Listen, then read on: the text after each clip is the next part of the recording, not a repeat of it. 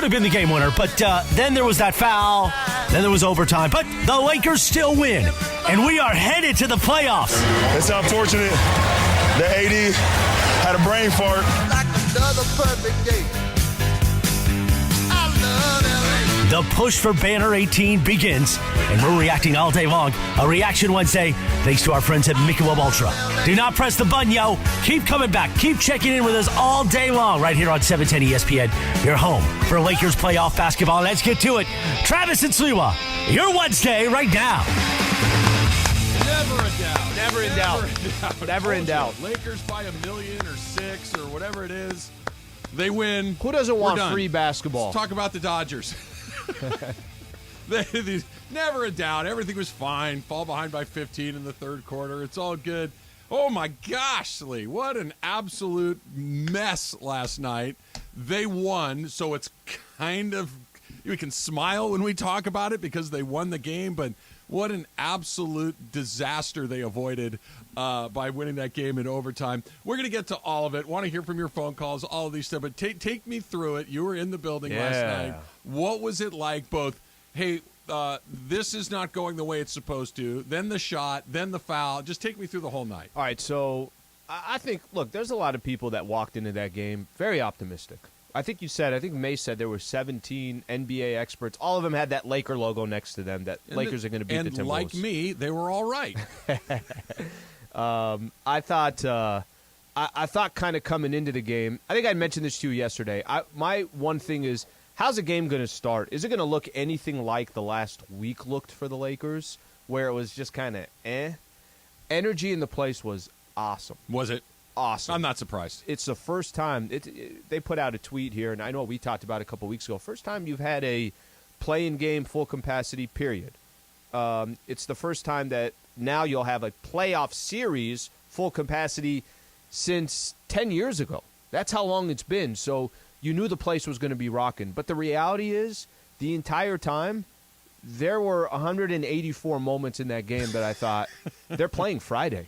They're coming back here to play on Friday. With exhausted to play on Friday. 100%. And you win that game, then you're going to Denver. But as the game kind of progressed. If you win the game, you're going to Denver. As the game progressed, it was less to do with are the Lakers going to come steal this win? Or is Minnesota going to say, my guy, we don't want it. We're going to have 24 turnovers. We're going to do this. We're going to do that. Both? Because it felt like both of those things. It felt like the Lakers, they did make a run in the fourth quarter where they started to make some shots. They did get a bunch of stops in a row. But it was mostly Minnesota tricking off a game that they're going to make. Look, maybe they'll win against Oklahoma City or New Orleans. Maybe they won't. I don't know. But they shouldn't have even be playing. They should be resting. They should be getting ready to go to Memphis. They should be getting ready to get Rudy Gobert back, all of these things. And it didn't go like that. I'll just say this. The energy in the arena, LeBron has the ball, throws it over to Dennis Schroeder in the corner. Schroeder hits the three. I'm still in the arena. Remember how you know this. You come usually plenty of time to come. Yeah. I'm like, I can't leave. So Schroeder hits the shot with now just 1.4 left on the clock or whatever it is. And I'm like, all right, I'm out. So I start walking across the street, put it on the TNT app. So I'm watching on my phone going across the street. A few moments later. And then I just see Conley take the shot, and I just think he misses. Like the volume, it's not that loud, whatever. Yeah. And I'm just like, why is he going up to the free throw line? Mike Conley hits all three. I watch overtime from in here. Yeah, look, we're going to get to all of the things that happened in this game. We'll talk about the foul. We'll talk about Mike Conley. For the life of me, I don't know how that first free throw went in. Like, it hit the very front of – the ball doesn't hit the front of the rim and bounce forward typically, but it did last night. We'll talk about that. We'll talk about Dennis Schroeder. We'll talk about LeBron. We'll talk about AD's foul, all of these things. Here is the bottom line of all of this. The Lakers are incredibly fortunate to not have to play on Friday. The Lakers are incredibly fortunate that they go to Memphis and they're going to start their series on Sunday. Because here is what happened. This is just the facts of what took place last night. The Lakers played a team that was missing 3 rotational players. Yep, 2 starters. The Lakers played a team where their very best player, Anthony Edwards, probably had the worst game of his life. The worst game of his life. 0 for 9 from 3, yet kept taking threes. Yes. They had a game where their second best player, Karl Anthony Towns, was in foul trouble the entire second half. They had a game where the opposition went 6 minutes without scoring a basket in the fourth quarter. Was this the Aztecs? And you needed overtime to beat them. Like that is, if I said to you, look, Karl Anthony Towns, we were talking about yesterday, how do they lose? Well, Karl Anthony Towns goes off. Anthony Edwards goes 35. off. They each drop 35, and then anything can happen. That's not what happened. Towns was in foul trouble. Edwards was dreadful. You needed overtime to beat them. They won. I'm excited that they won. I thought that they were going to handle that game very differently than they did. I thought they showed great resiliency and hanging around. They did make a run in the fourth quarter. Schroeder knocked down a huge shot. But there were a whole bunch of things that make you go, wait, hold on a second. They are so lucky to be alive and going in to the first round of the playoffs against Memphis, because everything that they should have won that game by. If I would have told you the Towns thing, the Edwards thing, they go 6 minutes without a bucket in the fourth quarter. Lakers by 14. Lakers by at least 14. Lakers by 20. Lakers by 23. It felt like that's the recipe to blow them out. They needed overtime. And they still barely won in overtime. That is incredibly fortunate. And I guess you just chalk it up to, hey, let's just keep it moving. Let's just keep it moving and move on to the first round. So I think you could do both. I think you could say, I did this right at the start of the post-game show. I'm like, listen, the goal is to win. You survive, you win, and you move on. The Lakers could technically check that off the list and say, okay, hey, we accomplished that. But it's also important to look at the details of how you got there. The details seem meaningful. Okay, let me play this out for you. You said they got very lucky yesterday to have won the game and moved on. The final week of the season, I mentioned this yesterday with you, that if you really look at the final week of the season for the Lakers, they got lucky a few times. That game against Utah, in Utah, where they had to go to overtime, and Bron had to play 38 minutes, and AD had to play 41 minutes or 42, whatever he played. They should have lost that game. And you know what happens if they lost that game? Last night's game would have been in Minnesota, or it would have been in New Orleans, just predicated on what tiebreaker, whatever it is. They got lucky in that last week of the season that the results were the results. Let me throw some names at you. Tell me what all these names have in common. What do all these names have in common? Lauri Markkanen, Kevin Durant, Chris Paul, Paul George, Devin Booker, DeAndre Ayton. These are all the players that didn't play against the Lakers in that final week of the season, and each one of those games were either close in the fourth quarter, or they lost to the Clippers. What that final week did for them, they looked exhausted yesterday. They did. They looked fatigued yesterday. Of everything that happened yesterday, the only thing that I could look at as the positive, they won. They get 4 days off before they play Memphis. They won the game, and they get some time off. Because to kind of stay where you're talking about, Al, Anthony Davis played 43 minutes last night. LeBron James played 45 minutes last night. 45 minutes for LeBron James. The two guys that you're most worried about really pushing them, and LeBron looked gassed. How about some of his turnovers? The turnovers, that 3-point attempt after the one he made, that was fine. The next possession was arguably the worst possession of the game. I can argue. I can find some worse. Go ahead. I'm not saying that you might not find other bad ones, but I feel comfortable arguing that one where we just going to dribble at the top for 20 seconds and then take up a flat-footed three, that was pretty terrible. They had no chance of going in, but you're right. This was, look, they won. I need to keep telling myself this. They won, and they get 4 days off. They did. That the fatigue that was on their two most important guys was so obvious, and in particular LeBron. I thought Anthony Davis was good, not great last night, but I loved how he played. I really enjoyed watching him play last night. But LeBron looked like he was on fumes. And I know that he's going to look fine against Memphis because he's LeBron James and he's heals and recovers faster than any human being I've ever seen in my life. But now they're into a thing. The first round isn't quite every other day, but we're getting into that where the basketball is going to come very, very steadily, very, very consistently. And they do not look like a team that's ready to play a bunch of games every other day for who knows how long. That was an incredibly expensive win last night. It's actually kind of fun. I think getting into the playoff format, it's one of the formats that will benefit them because, I mean, they had, by the time they played the Clippers last week, it was 3 games in 4 nights. Mm-hmm. You know you're not going to have that in the postseason. But the biggest difference, this is now my concern going into the next series. And this is not uncommon in sports. Are you fresh or are you not? The Memphis Grizzlies are going to be fresh. Yeah. They are. First off, they're younger. Yeah. Second of all, they've been sitting around for basically, it seems like 2 or 3 weeks. And they haven't had a high-stress game in who knows how long, right? When was the last time they had a game where it felt like the Lakers have had 10 of them in For the a last month. month? Yeah. They've had it basically for a month. Yeah.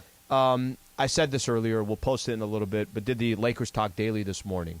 And I really, really do believe this.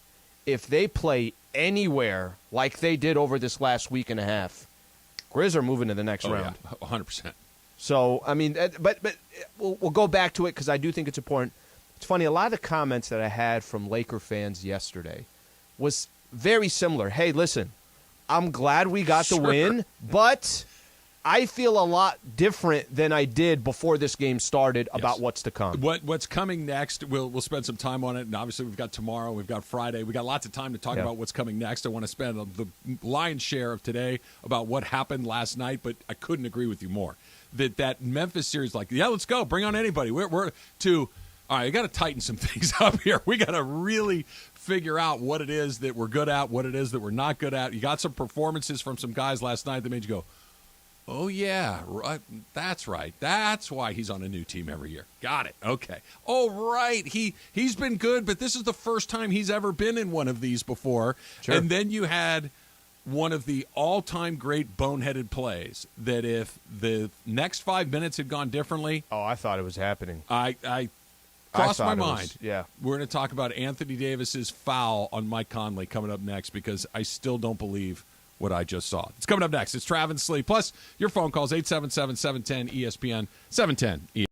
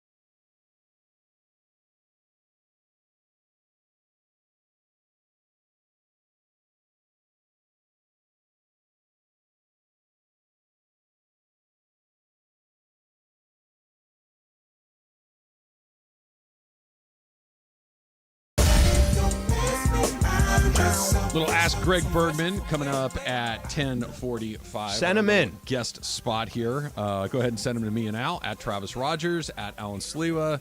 You can send him to Emily as well. She's pretty good at curating some Ask Bergmans along the way. I feel like always when we get for Berg, when he does it, somebody throws him in like a situation with some kind of a fight, and what would he do? Is it just me, or do I feel like... Well, maybe He's Greg's, scrappy. Greg's got Right. that little fighting little streak in him. Like, Berg, 'cause if he's the you're younger in a brother. brawl, who do you take out first? Maybe that's my question. I think Emily's right. He's the younger of two brothers, right? If you're the younger of two brothers, you get wailed on, and you eventually say, okay, I don't like this anymore. You start poking back. Is your brother like that too? Yes. Yeah. Yeah. No, my brother is 1 trillion times tougher than me. It's not even close. He would tear me to pieces. I'm a lot bigger than him, and I would never ever mess with him. He'd smoke me. Not even close. 877-710 ESPN. So I want to play this. This is John's call towards the end of regulation, not the Dennis Schroeder 3 that was called the game winner on TV on the radio, because it sure felt like the game winner, right? What a great play. What a great shot. Just everything about that was awesome. he likes those moments. He nailed it. Yeah. It was perfect. And then the Lakers just had to kill, about a second and 1.4 seconds? 1.4. 1.4, just anything but fouling a three-point shooter. If the Lakers can defend for 1.4 seconds, they get the rest of the week off, and they're flying to Memphis for round 1 of the playoffs. If Minnesota hits a 3, we're going overtime. Here we go. Kyle Anderson to inbound it. Here's your game. Anderson throws the ball to Conley. Three-pointer. Oh, he was fouled by Davis. 3 free throws to come. Absolutely unbelievable And you brain cramp see? by Anthony Davis. Yeah. And at first when you watched it, you think, okay, why did they blow the whistle? And then you watch it, no, that's a foul. Like it's a foul. No, it is. There's no. Yeah. Well, how can you blow the whistle? No, you can't. You're like, yeah, that's a foul. Yeah. That is 100% a foul. Conley goes to the line. He makes all 3 free throws, and I think Slee, and maybe at some other point in my life, but I can't recall off the top of my head another time where a team did something, and I'm just going to call it like I see it, or a player, not even a team, a player, and Anthony Davis, did something so incredibly stupid where the game was extended because of such a stupid moment, and I still thought that the team that committed the stupid thing was going to win.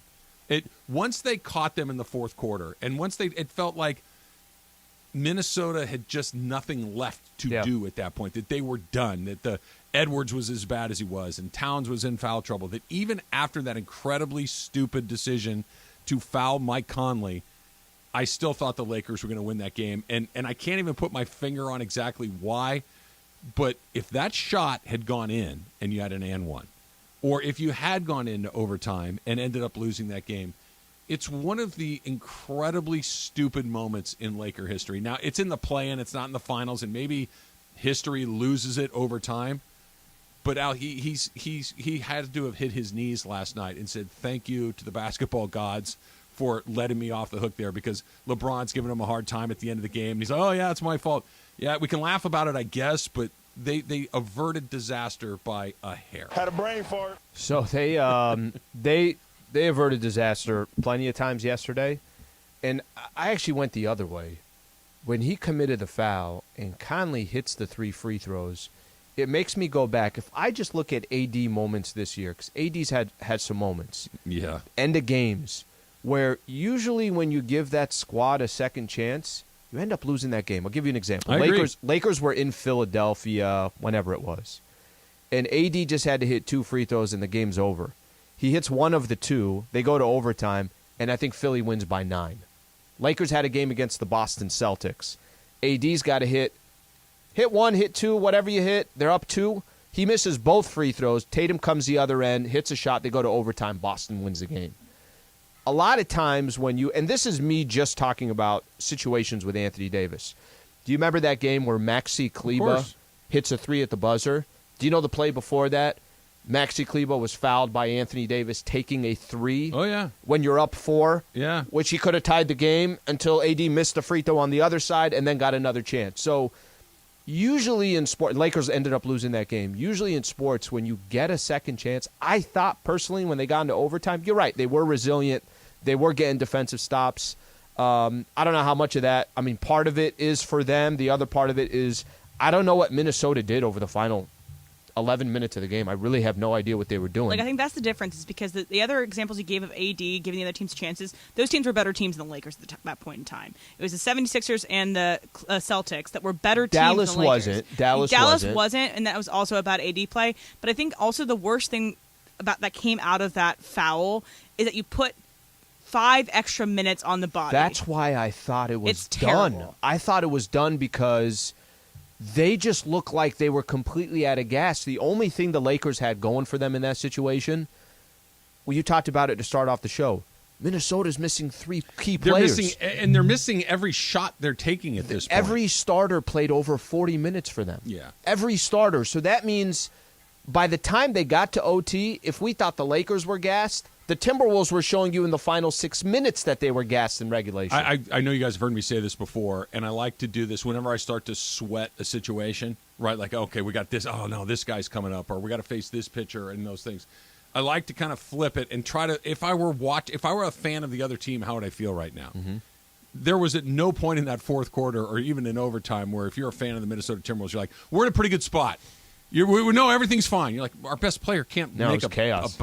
They were terrible. Mm-hmm. I think that was why I felt the Lakers were, I don't want to say in a good spot, but it didn't. Usually when something like we're talking about happens, it's like, well, that's that. You can play the 5 minutes if you want, but I already know what's going to happen.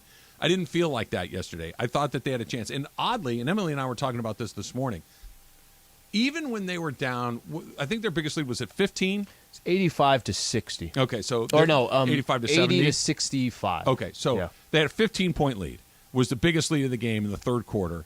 And I'm thinking, all right, this is obviously not good, but the Lakers hadn't made a run yet. In the NBA, everybody makes a run, especially a team that has good players like the Lakers do. They're going to make a run. The question is, will the run be enough to erase a 15? Now, and they went from 15 down to 7 really quickly. They shaved 8 points off that lead in a couple of minutes. And 8 points in the NBA or 7 points in the NBA, that's really kind of nothing. That's just a couple of trips and a couple of threes, and you're right back into it. It never felt like Minnesota had them on the ropes. It never felt like they had them with their hands down at their sides. They had them in trouble a couple of times, but they weren't good enough to knock them out. Memphis is good enough to knock them out if they put them in that situation. And they have more than 5 people that will play. And they have more than 5. They're not missing 3 rotation players, right. 2 starters. I have a really hard time envisioning a game where Ja Morant goes, 2 for 600 like Anthony Edwards did last night, or where he gets 5 fouls midway through the fourth quarter, whatever the number may be. They got away with it. And I think that is both fortunate and incredibly telling about what's going to come up next, because it wasn't just the foul. There were a whole bunch of things that made you go, oh boy, what is happening right now? D'Angelo was really bad last night. He was really, to the point where I know he got on the floor right at the very end of regulation because they needed that 3 and he can shoot threes, but he didn't play the fourth quarter. He barely played in the third quarter. Jared Vanderbilt, why do I keep wanting to call him James? Jared Vanderbilt was not particularly good last night, and I love the guy. Austin Reeves was bad last night. He just did not have a good game, and the first time you play in a game of that intensity, of that magnitude, again, it's the play-in, it's not the NBA Finals, so every one of these is going to be first playoff series, first second round, first conference finals, first finals. If and when they get to any of these things, it's going to be the first time, but we kind of just, they got a lot better players. And they do, and those guys have been playing really well. It's very different all of a sudden. Last night was a different environment where it's not just, you're supposed to win. You are one of our important players. And those guys, LeBron was LeBron. AD, I thought, was very good. We'll talk about him more in a little bit. And Dennis Schroeder was the guy that you need a role player to step up. Last night it was Schroeder, and by a mile. So let's do this here. The Lakers, 3 players that they got as part of that Russell Westbrook trade, right? Jared Vanderbilt played 22 minutes yesterday. D'Angelo played 24 minutes, and Malik Beasley played 14. This is, if we're going to give some credit, and you could complain about, hey, I wish Darvin Ham did this, that, whatever the case is. I'll tell you what Ham didn't do yesterday. That's not working. I'm not going to force it. I'm going to go with somebody that is working. You have to, right? Like this year at the point of the season. Mm-hmm. Dennis Schroeder, just to give a little background on Dennis Schroeder, think about his last stint with the Lakers and what he's doing this season. I don't feel comfortable with Dennis Schroeder being a starting point guard for your team, but damn, is that a really good backup point guard if he's a backup for you. He kind of calmed the water for the Lakers. He's not scared. No, he's comfortable in that stuff. 100%. And there is continuity with LeBron and Anthony Davis. Yes. They played together for a year. Yes. So I thought yesterday what he was able to do, and as much as – remember there was that stint where, Dennis Schroeder had a really bad PR moment when it was, did this guy really give up $80 million? And then he signs with the Boston Celtics for basically the minimum, the veterans minimum.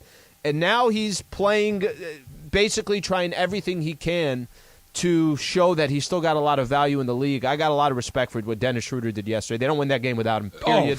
Point blank, not even close. They don't win that game. No, it's ugly if they don't. We're having a very different conversation.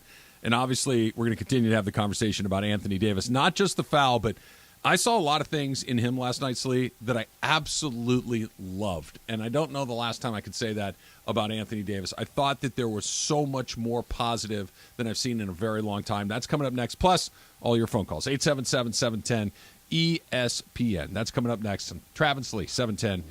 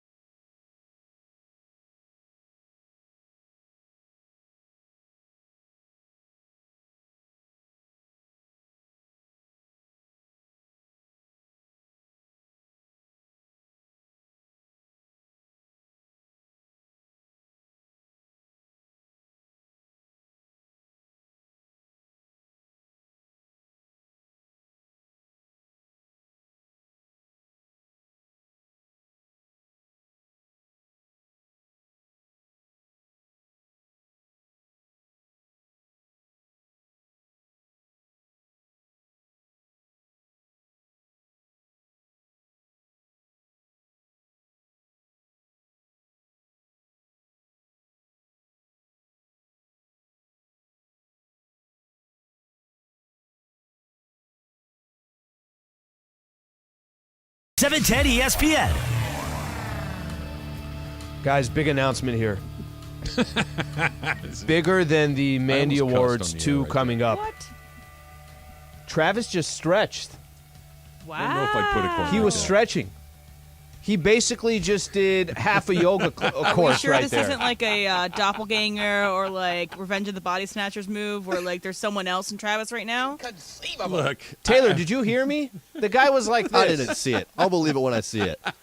Let's get a YouTube replay. Like, what is he hopefully doing? those cameras weren't rolling because I'm going to deny that I was. Look, I spent a long afternoon yesterday in the bleachers of a high school baseball field, which are kind of unforgiving on my back. What are those? They're the torture devices is what they are. How does anybody sit in them?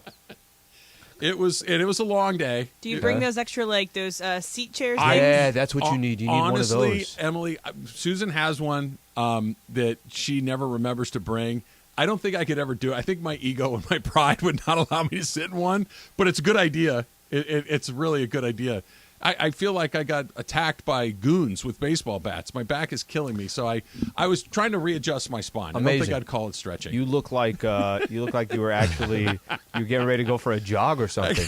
What's next, yoga? It was. Look, I'm a little. He's going to start his uncomfortable. own YouTube channel of stretching.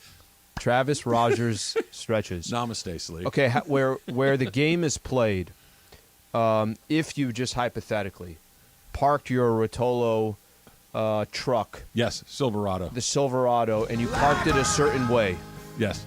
can you see the stadium or can you see the game? Not where I was yesterday. Okay, because we I'm were on the thinking road. you throw a lazy boy in the back of that truck, and you Now sit that- there Dude, like this. That's you a pop good idea. open a beer. the like Silverado, NASCAR. I could probably just drive over the fence, right? I could just go up and over and pull it right onto the outfield grass. I could probably do that. Yeah, you need to do like NASCAR where they had like the RVs and the Yeah. trucks and stuff where Yeah. they do it You're in the right. truck bed. You're right. It's a darn good idea. I may have to consider that. You're a new man. You look fresh after that stretch. I look. I feel you a look little tight bit better in the first two segments. You look so loose now, I may try it again another 50 years to see how it all shakes out. like I'll be Schroeder out there. I'll be on my deathbed. You know, I stretched when I was 50. Let's give this another You were shot. D'Angelo in the first two segments. Jeez, D'Angelo. My goodness. Yeah, that wasn't good. He was really bad. Well, and by the way, the luxury. I don't know of many teams that can say, "Hey, our starting point guard's not playing well," Right. And you got the luxury to go with that. Yes, and they did, and they escaped, and they won the game, like you said. But he's gonna have to because- contribute. Yeah. Absolutely. Yep. If they get a couple more like that from him, they're cooked. If they get a couple more like Austin Reeves had last night, they're indeed. Look, they don't have to score 25 points, but they can't be. And this is kind of where I want to start with AD right here. Anthony Davis, if he's not the Lakers' best player, he's 1A behind LeBron James, right? And he might be their best player at this point. Every time down the floor in that game last night, I'm like, get the ball to AD. Get the ball to LeBron. And if it's not AD and LeBron, maybe give it to Dennis Schroeder. But for the first time in a really long time, Austin would pass the ball, Reeves. Like before, it's like, yeah, shoot it. You're open, shoot it. You want to attack the rim? Go attack the rim. I like his game. I like how he plays. He was really kind of caught up in the moment last night, and it was when no, get it back to AD. Get it back to AD. Let him. He was aggressive. He was calm. He wasn't great as far as like his numbers, but there was never a moment with him last night where it felt like he was just floating through the game, which is the bugaboo for him, right? Where he'll have not just moments, he'll have games where it's like, oh yeah, wait, he really played 35 minutes? Well, I don't remember a single one of them. You felt him the entire night, and that's what I liked so much about that. That foul at the end was inexplicably stupid, Yep. but he impacted that game despite not having a great game, if that makes any sense. No, it makes sense. It makes sense. I think, a lot of times and I think he is their most important player. For me, he does something on the other side of the floor that LeBron just can't do at this stage of his career, period. But AD is going to give you 3 blocks and 2 steals a game as well. You could chalk that up. What he does on the defensive side, he had some key offensive rebounds yesterday as well. So I'm okay on the AD front, but both AD and Braun, too, 10 turnovers between those two guys. A couple of them were really Awful. poorly executed plays. It makes me bad think decisions. some of the decisions Braun was making, it's like his mind was telling him one thing, but his body just couldn't do it. The mind is willing and the flesh is weak, right? Yep. Yeah, he was exhausted. Yeah, it was. And it's his 20th year. It's his 24th year if we're talking playoff minutes, and that he's still one of the 5 or 10 best players in the league is beyond stupid.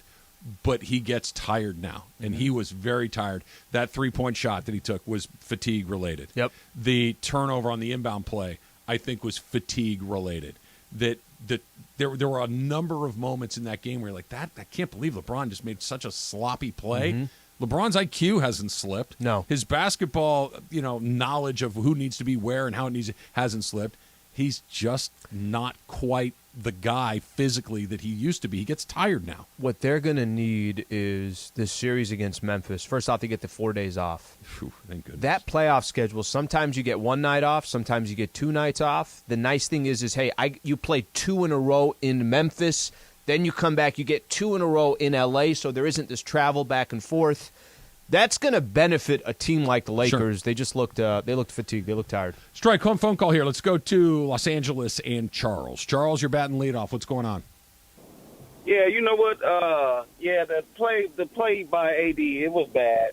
But I don't like the fact how LeBron called him out on national TV with a brain fart, and he had a couple of brain fart turnovers in the fourth Had a brain fart. Hey, it was a couple of times he threw the ball in the air. It was just up for grabs. I'm like, what is this dude doing? Yeah, I didn't like that by LeBron. Don't put your teammate on blast for doing the same thing that you've been doing the whole game. Thanks for the phone call, Charles. Here's what, in case you weren't watching on TV, maybe you were in the car or something else. This is what in the post-game the on-court interview after the game. It was TNT, right? Yeah, with TNT. I believe it was Allie LaForce. He had this to say. He knocked it down. It's unfortunate that AD had a brain fart and messed his game winner up. He hears you. I messed his game winner up. I apologize. I definitely apologize. Apology accepted?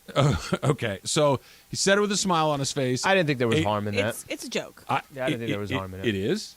And because they won. Yes. I'm with Charles. I was surprised he said it. When it came out of his mouth, I'm like, oh, we're making fun of that now? Like right now? It happened 40 seconds ago. Really? We're making fun of that? Like, I'm not saying that it – I don't think that there was any malice intended. Sure. It was almost like, okay, he's going to buy the round of beers at the bar. I don't think there was a dig. That LeBron is the king of passive-aggressive commentary. He's really good at that. I don't think that that's what he was doing, but I agree with Charles. When he said it, I did one of these. Oh, all right. Like I was surprised that he went there, and that Anthony Davis, like that's one of those things. I don't know, guys, if you've ever done it. It's like you ever been in a near accident on the freeway or something where it was your fault? Yeah. Right? And nothing happens. Everybody keeps going. Nobody hits anybody, and it's all fine. But your adrenaline is raging. Like, oh my gosh, I got to pay more attention. I need to be. I need to be really careful. It's not funny 4 seconds after it happens. You're thinking, got away with one right there. I pay attention. Mm-hmm. It's like, you see how close I almost came to killing us? Wow, how about that? That's kind of what that was. That Anthony Davis was like, yeah, my bad. It was, guys. I know we won. AD should have came back. AD should have came back with, what about your 5 turnovers? That would have been great. Here they are on live on TNT going back and forth. That would have been great with their turnovers. But even if LeBron did it exactly the same with Anthony Davis, yeah, look, man, I don't know. Thank you to everybody, but yeah, man, I don't know. Not my bad. Yeah, I almost did ruin the season. You're right. It was just the timing of it all seemed really off to me. It had just happened. I could see it. I didn't probably think of it the same way you did. I could see where you're looking from it from that perspective at that time. I also can see Bron and AD just having this relationship that's so close. I think that's what it was, but it did strike me as peculiar. I'll just leave it at that. Let's try Fontana, where Rotolo Chevrolet is. Mark in Fontana. You're up next. What's going on, Mark? Hey, I feel for Anthony Davis. I mean, that wasn't his fault. I mean, that's the coaching. I mean, that guy was hitting stuff from all over the place. How does the coach not turn around and put somebody on that guy? Make sure we have somebody on him. They left him wide open. Well, hold on, Mark. I want to get in here. We can talk about Darvin's performance yesterday because I think there are some things that are worthy of discussion. Yeah, that's not it. That's not it. No. Even Anthony Davis after the game said, I screwed that up. I was not where I was supposed to be. He was supposed to be on that guy in the corner because you don't need to guard the rim at that point. You're taking space. You're making the perimeter. I think LeBron said it. Like, we had a quick conversation afterwards. We got it figured out. And then we went out there and played overtime. And AD said afterwards No, that's 100% my fault. I was not where I was supposed to be. Because it was 100% It was. fault. And it, again, Anthony Davis has a lot of, that's 100% my fault. Yeah, we know. But I just want to make sure that we're not that was not Darvin Ham not telling someone to guard somebody. That was Anthony Davis not executing the play correctly. Yeah, there is, and by the way, we hit on this a little bit about going into a game like that in overtime. That does tell something where the Lakers were able to just, okay, we turned the page, we screwed up, I screwed up, my bad, this, that, however you want to put it.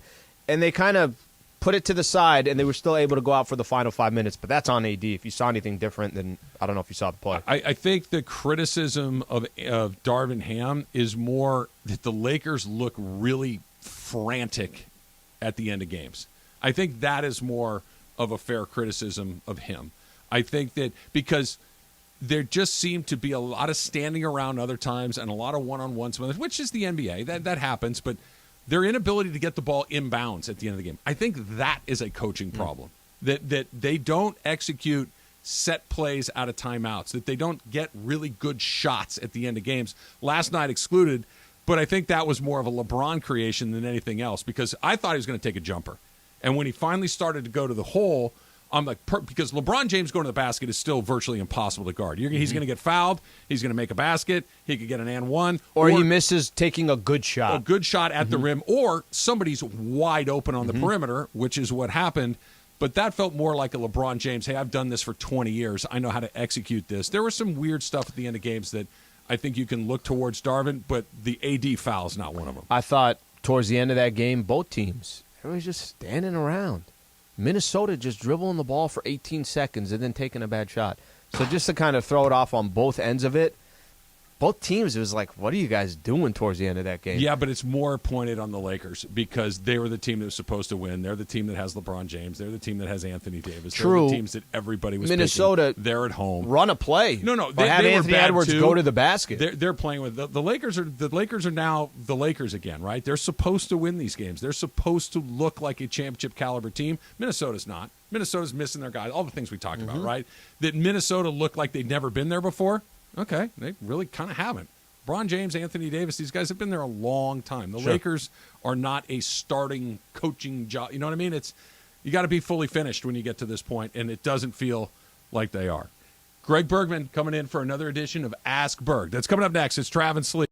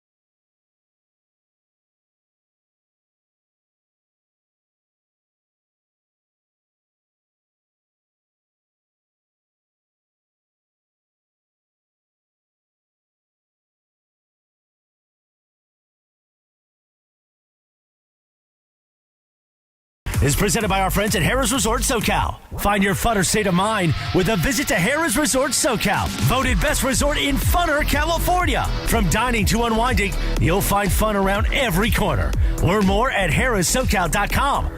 Let's do it for a Wednesday Ask Sliwa right now. 877-710-ESPN if you would like to get in with an Ask Bergman that we're doing today. Wednesday is the fill-in day. You know how we do it, Greg. Do you want it on the phone or do you want it via Twitter to start? Let's start off on the phone. Let's do it. The phone. Or AOL Oh, chat. because we take phone calls. GeoCities. I don't, so that's why. We need to get the phone in somewhere. Let's do it. AIM? Ask Greg with Alex in Torrance. Alex, what do you got? Okay, Mr. Bergman, if I offered this to you at a blackjack table that every time you sat down you got an 18 no matter what, would you take that or just play regular?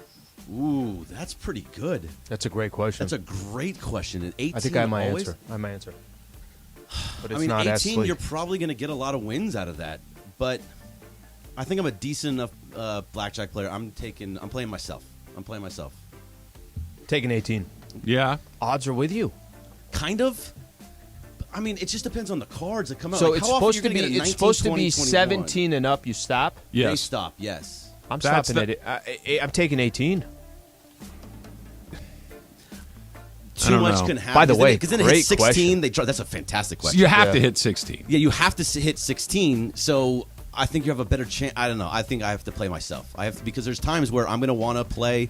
Like if I just get 10s, I'm going to split. Are there any casinos that are willing to do that with you? They should make that a thing. Harris Resort. We're going after the show. All right, here's another one. This is from Cap in Whittier.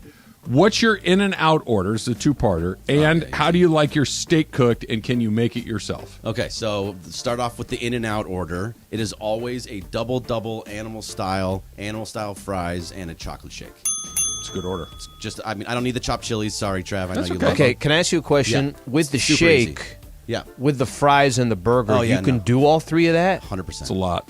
It's a lot, right? You're I on feel the like right- the shake is almost on its own. The shake takes that from It's a so really thick. good. It's a lot. You probably feel a little overfull when you're done with all that. I've definitely done it, and I definitely am like, I could have gone without the shake.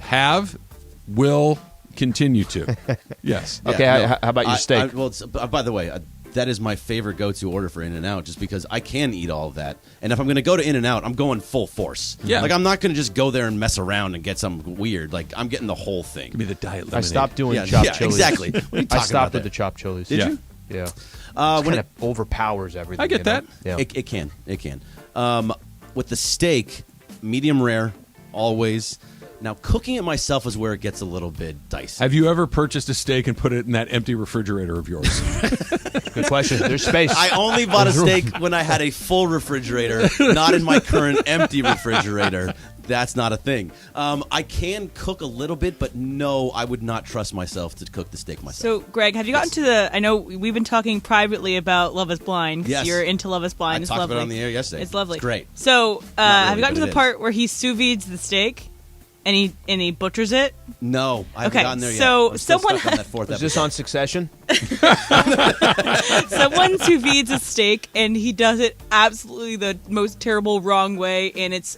As a steak person, it's really funny to watch. Oh, no, that's too bad. Have you ever sous vide a steak? No, I have not. I don't get You into got to that. have the machine, right? And that the machine Yeah. that look I if can you grill, if I you can't do genuinely like cooking, steak.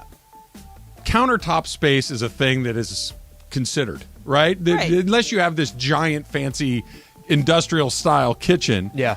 A sous vide machine takes up some room, and Right. you use it once every 10 years. And then for those who don't know what a sous vide is, it's just like essentially you're cooking the meat submerged in water in a In vacuum a seal. Ziploc bag. Yeah. You dip it in there, and it boils, and it's. Yeah, that doesn't sound It great. makes it even, as opposed to the even temperature, and then you grill it on top of that. No, it's Mind is unnecessary. I'm with is you what on that it one, is. Slee. That's a little bit past my... Chris Holmes says 8-person cage match free for all. You, Morales, and all the ESPN LA hosts. Who gets knocked out first, and who kicks ass and comes out second? Ooh, okay. It comes out Want to know second? who gets knocked out first? Who gets knocked out first? Who comes And who in comes- second? I'm sorry, Everybody here. who comes Okay. out victorious? I So read it's that wrong. It's everybody here. The 6 people, you and Morales. 6 people, me and Morales. Okay. First person to get knocked out is obviously Steve Mason. Like, Mace I'm- plan. Is it because he did Zero something chance. wrong, or a couple people just went after him? Well, Emily alluded to it. Even if he's coming out and he's ready to go and he's actually going to have a good swing, Yeah. he's going to fall on his face. Like he's going to trip over himself. Something weird's going to happen. So no, Mason is the very first one out. It won't take very long. And so now Who wins? Who wins it? Yeah. Against everybody. So it's Okay, either if Mace is between- if Mace is out first, I think just to speak strategically here, I think we got to go after Trav. There's got to be a few of us that go after Trav. I think Travis is towards we have to the go top. but we have to go after him immediately like because if everybody. you have less Like you and people me and go Trav is together, still there, it's tag team at that chances point. of him hanging around is it's going to be just tough to I'm get gonna him play out. solitaire on my phone while you guys all go beat each other up in the So corner. here's the thing with Trav. Why are you though. guys grabbing my legs? Just got to get you over this. In this death match, Trav is going to last long, but if you take out his legs, I think you're done. You got to take him out quick. I think you got to go. If you go low, you can knock him out. The winner's obvious, isn't it? I think it's Sedano. Of course it is. Yeah. Yeah, he knows how to fight. Yes. He's like a karate person. he's like Okay, a I take black it back. belt. We're not going after him. We need you to go after Sedano. We got to go after Sedano first. So there's the thing. Like Cappy's going to go immediately for Sedano. He's like, it's going to be a bum rush right towards Sedano. He's willing to sacrifice himself. He's like, I don't care if just I to go get out first. Sedano out. I'm going right after Sedano. That's great. But Slee, Or you got he your secret wins. agent skills. I don't know in that circumstance. Well, he can't we'll have to reveal work 'em. his certain set of skills, right? What if I just came you out are of a secret nowhere agent. and I was a wrestler for 12 years? I think we're all mid-range. Like Ireland will probably go out early. Sedano Sedano wins. Cappy will be Sedano towards the wins. end. Sedano You're towards wins. the he end. doesn't I win think only because we team up to take him out, and then we give everybody else a fair Slee, chance. Me, you, and Morales will probably be in the mid-range somewhere. Yeah. All right, here's another one. This is, would Greg rather bungee jump off the San Francisco Bridge, which I'm assuming means the Golden Gate Bridge? Yeah, there's a lot of those bridges. There's the Bay Bridge, Golden Gate Bridge, San Mateo. Let's just call it the Golden Gate. The orange one. The orange one. It's Yeah. not golden at all. The one in the Full House open. Yes, Usually the it's one covered in Full fog, House. so you can't see it anyway. But Jump off the bungee jump off the Golden Gate Bridge or skydive out of a low-flying airplane. Oof, I'm bungee jumping off the San Francisco. Hell no. I've always wanted to Skydiving. bungee jump. I've skydived before, Neither. and it's amazing. I don't want to skydive from a low-flying plane. You don't have enough of the thrill of That- being in the plane. That should be our Of being intro in the air. for the Mandy's. Oh, yeah. We Everybody, all skydiving, skydive right to Form a Commerce. snowflake where we hold our hands together. You guys go ahead. what are those things called where they have like the flying suits? Oh, squirrel suit. The gosh. squirrel suit things? I would love to do that. No, you No, wouldn't. you Yeah, wouldn't. yes, I would. 100%. You would love to do I that. would love to do that. Bro, they jump Absolutely. off of cliffs. Yes, it looks so fun. All right, so this I got is a little. You I got know a that little people bit of die Yeah, doing that, man, like, yeah, of kind of course. frequently. But like I've done those types of things, no and I enjoy them. paragliding. all right. So this one's from Big E. He says, if you What's up, punch Big E? yourself in the arm and it hurts, are you proud that you're strong, or are you sad because you're soft? I think I'm more sad that I'm hitting myself for whatever reason. But no, I'm proud that I'm strong. I'm hurting myself. I'm able to hit myself and hurt me. Like I have that much concentration Sure. that I can actually do that. Hit and Very yourself white at the right Yeah. place. in the right spot to give myself a dead arm. Yeah, I'm strong. That's great. Here's another one. This is from Kwai in Vegas. I don't think it's that. It's spelled differently, but pronounced similarly. How much bargaining did you do with the basketball gods on behalf of Trav and his incredible hubris on yesterday's show with his complete dismissal of the Wolves as legit competition? Did you throw him under the bus or beg forgiveness for him? I would never beg forgiveness for you when it comes to any types of gods. No, but because to we the- have this conversation with the baseball gods. Yes. Because of Guys, that. they won. Right. They didn't win by a million.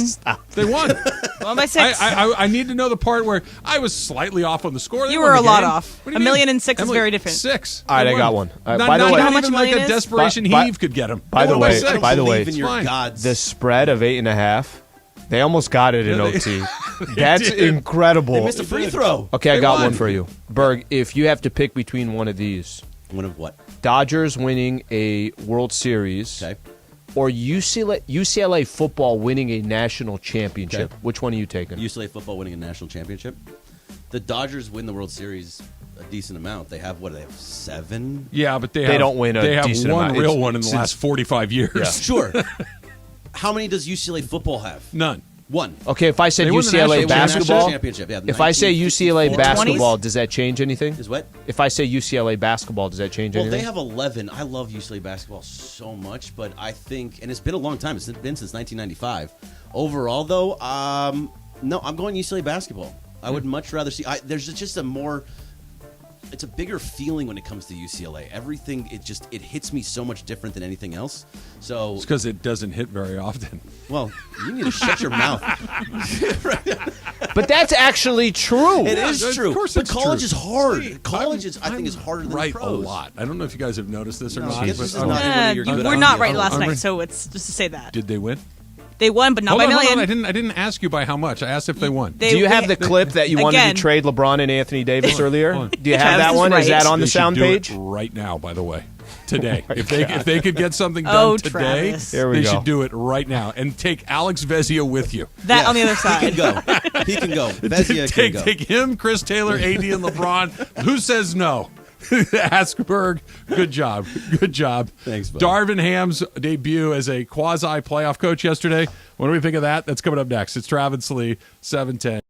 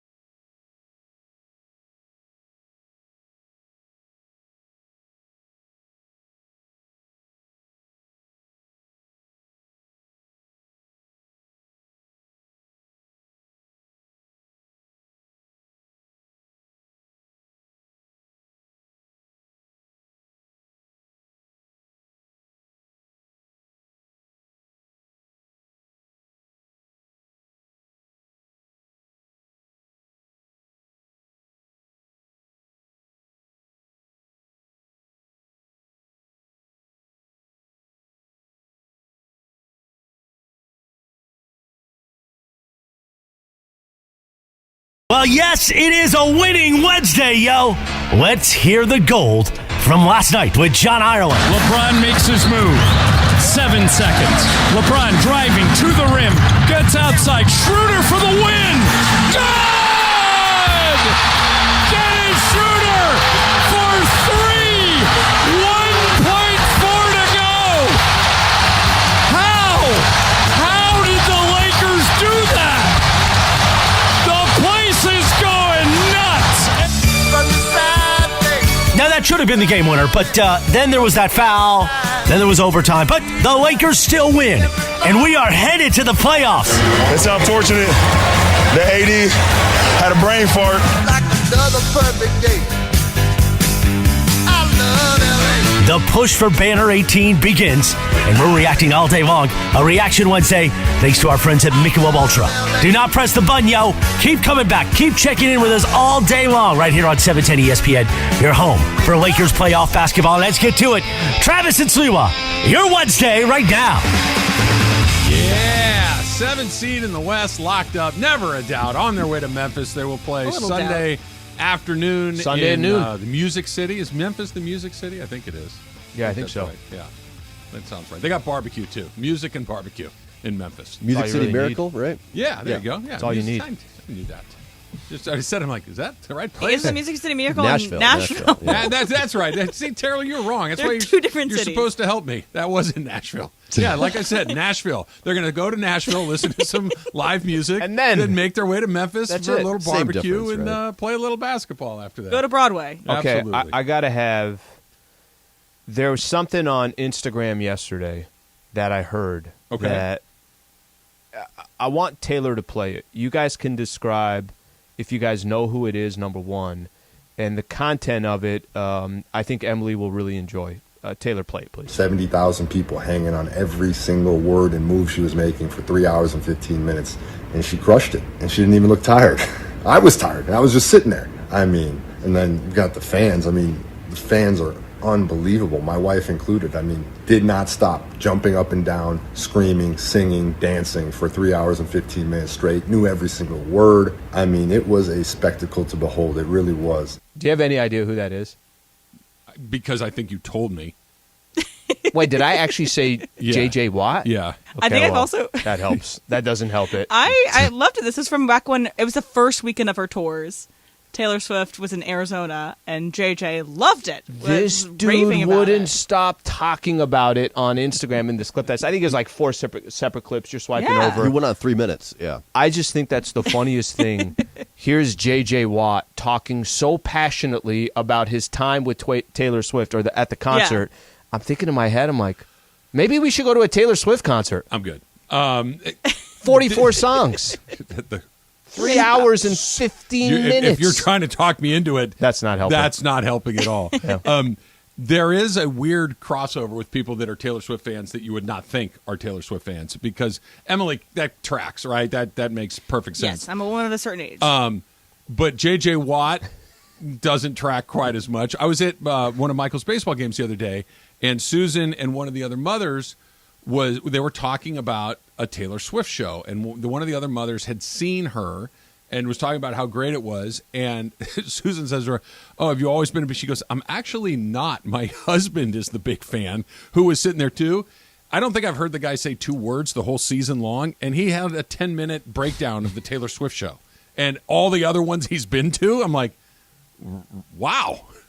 Like, that's not what I was expecting to get. And he was super into it. This is today's version of what Shania Twain was when I went to my first concert. I think it's hard. Let's go, girl. I think it's hard for people to go see her perform, see what she does, how much she commits to the performance, how talented she is, to come out and not enjoying it. I can understand like not having any interest in going at all, but it's hard, I think, to actually go to the performance and walk out being like, I don't really like that girl. I think it's really difficult to come out of that. Maybe you could say I wish the set list was shorter. You could say that. Or you could just respect her work or appreciate her work when you walk away. She puts her full self into every performance. Love J.J. Watt. I already like J.J. Watt. Now I like him even more. I saw this on TikTok a while ago, though. There's a connection there. J.J. Watt likes to be the center of the conversation. It's hard to criticize J.J. Watt because great football player, and the amount of money he raised after that hurricane is like he's got a free pass for life because that was an amazing thing, but he likes to be in the mix of whatever's being talked about. We'll just leave it at that and keep it moving. He was in the mix in that one. Well, yeah, look, she's doing things that no one else could do what she's doing right now, right? I would say no, but I'm sure people can give me examples. Like, I'm trying to, like, who, I mean, I don't want to, I'm dating myself. Sell out 5 shows at SoFi. That's what I mean. Yeah. That's crazy. Yeah. And then sell out 5 more in Phoenix and 5 in Vegas and 5 in whatever just go to every city. It's I said it, as big as they were at that time, and this was probably 8-9 years ago. Jay-Z and Kanye. Yeah. You don't get bigger in that, and they're together. 3 shows at Crypto. Right. There 3. you go. There you go. Right. Here's what's funny. That third day, there's some seats available, right? It's the 3rd straight day that they're playing in a 20,000-seat arena. She's at SoFi for 5 days. Absolutely. All right, let's try a quick phone call here. Let's go to Long Beach and Cooper. Cooper, you're on with Trav and Slee. What's going on, Coop? Hey, fellas. Good morning. Good morning. Morning. I'm glad we made it back to the playoffs. But this whole season, we've been questioning Darvin Ham's coaching tactics, his substitution patterns. And for the life of me, I'm still trying to figure out why do we have a supposed stretch shot blocking big in Mo Bamba sitting on the bench and we continue to go with the rotation of Troy Brown and Wenyen Gabriel. I'm just so lost at why we not giving Obama the time. I mean, we have to figure something out because we can't keep dependent on Anthony Davis to be our only defense in the paint, especially with LeBron's defensive acclimate is basically gone. He's not the defender that he used to be. So to have somebody on the bench that can perform and at least block some shots and not playing him is I don't understand it. So he might listen. I'll jump in here. He may get some opportunities. That could happen as the players progress. You know, you were saying earlier that some guys were wide-eye yesterday. Yeah, sure. This is D'Lo's 26 years old. And some of the other players, too. Jared Vanderbilt, Malik Beasley. These guys weren't. Rui actually was one of the guys that you're like, yeah, I'm comfortable with him in the game. Yeah, he had Dennis a good Schroeder, I'm comfortable with him in the game. Very good night. Mo Bamba is, I think this probably has something to do with it. He's 24 years old, and he's played his whole career so far with the Orlando Magic. Mm-hmm. So I don't know how he would do in games like that, but I don't think Darvin Ham is curious to see him in a first game playing 1 game left to go. Hey, let's see what I got from this guy. That doesn't mean that can't change. And he hasn't played a lot of minutes because this was he was out for a month. Exactly. This was a first time situation for Austin Reeves too, and he looked like the moment was a little big for him the first time. I expect him to be much better on Sunday against the Grizzlies. To just kind of get one of those under your belt, you're going to feel better about it moving forward. But the difference being that a guy like Reeves has been playing a lot. Mm-hmm. He's been playing with these guys a lot. To throw a new guy in there, I think adds a whole nother layer of maybe you just don't want to do that at that particular moment. Usually when it's a guy like Bamba that has an impact in a game, it's because they have to, right? It's because somebody gets in foul trouble and you have to put him in there. You don't have a choice. And it works out, and you're like, okay, and then you get some more minutes along the way. I think it's interesting, both that call and we'll take another one here in a second talking about Darvin. I think this is the new thing. We've talked about it a little bit, Slee. Because the Lakers season was so noisy, right? There were so many things that they had a bad year last year. They're going to trade Russell Westbrook in the offseason. That was really noisy. They hire a new coach in the offseason. That's noisy. They start the season off poorly. That's really noisy. They're going to trade Russ. They're not going to trade Russ. Noisy. Guys are hurt. Noisy, noisy, noisy, noisy. We never really focused on whether or not Darvin Ham, the basketball. Darvin Ham, the leader, I think we all feel pretty good about. Darvin Ham, the guy, I think we all feel pretty good about. Darvin Ham, substitutions, game-ending inbounds play, shots. We really didn't spend a lot of time on it because there was so much other noise. You can tell after 1 game last night, the eyes are on him I don't want to say for the first time, but we're concentrating on his performance more than we have probably at any other point in the season. Just like we talk about players who have never been in the moment, Darvin Ham kind of taking that background of, okay, look, I know he's been in the league for a long time. He played. He won a championship. He's been an assistant coach for a number of years. Won as an assistant coach with the Milwaukee Bucks. Sure. There's going to come a moment where your coach will make a decision that they won the game for you or they didn't win the game. Not all the time in the NBA. In the NBA, you got vets. They're going to do their thing. But there will come moments, and this is, by the way, part of the curiosity. You're going to go into a series against the Memphis Grizzlies. It's not like you're coaching against Greg Popovich or Steve Kerr or, it's not like you're going up against one of these greats. But a lot of these coaches have some experience in that situation where they've been there, they've done it, they've been in some of these playoff situations. That, as much as we analyze a player, Darvin Ham's going to be looked at in certain situations. If I want to say, hey, here are some of the holes that Darvin Ham had this year, I also need to point out that roster was flawed for a long time, and they went 19-8 over their last 27 games. Time with that one. Go Why? ahead. Why? Because knowing how to draw up an inbound play has nothing to do with the personnel. Knowing how to get a good shot at the end of the game. The guy may miss it. The guy may dribble it off his foot. That's a player problem, but getting the guys in the right position is a coaching thing. But it's safe to say that we went through 50-plus games saying, yeah, that roster ain't going to cut it. Yeah. And it's also safe to say that there were situations with Darvin Ham where you're like, well, why didn't you just foul the guy at the end of the game? That's not personal so you don't have to take a 3, and then Luka's got to hit a 3 and the game is over. Yeah.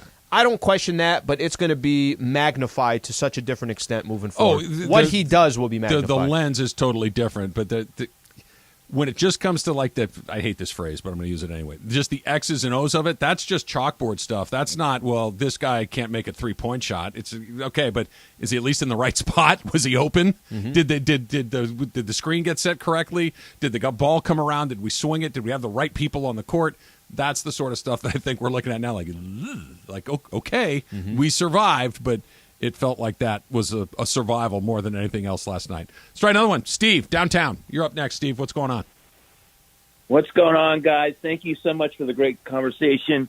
It's a real subtlety, though. LeBron, there's a weird insistence on bringing the ball up and initiating the offense, as opposed, and then the young guys who are the point guards, they just kind of stand around and the whole offense stagnates. When they were cooking, LeBron, especially when he first came back, he played the wing and he was great. But his energy level goes down. He does turnovers like in bunches and at the most inappropriate time. Then he'll make a great pass, which is great. But no, the commentators don't even mention it. It's like, wow, I'm glad you brought it up, Travis. It's like he really doesn't have to have the ball where everything stops and that extra pressure on bringing the ball up. Mm-hmm. Play off the ball a little bit. Well, thanks for the call, Steve. I hate when they do that, by the way. When they do what?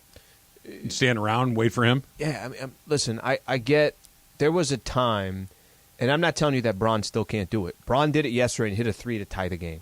So I'm not saying made a play initiating the offense to take the lead at the end. Yes, but this is what I can't stand. I can't stand how many different possessions are you going to go through where you're just standing around. You're just standing around, and nobody's going to do anything. Nobody's really moving around. Everybody's staring at LeBron James.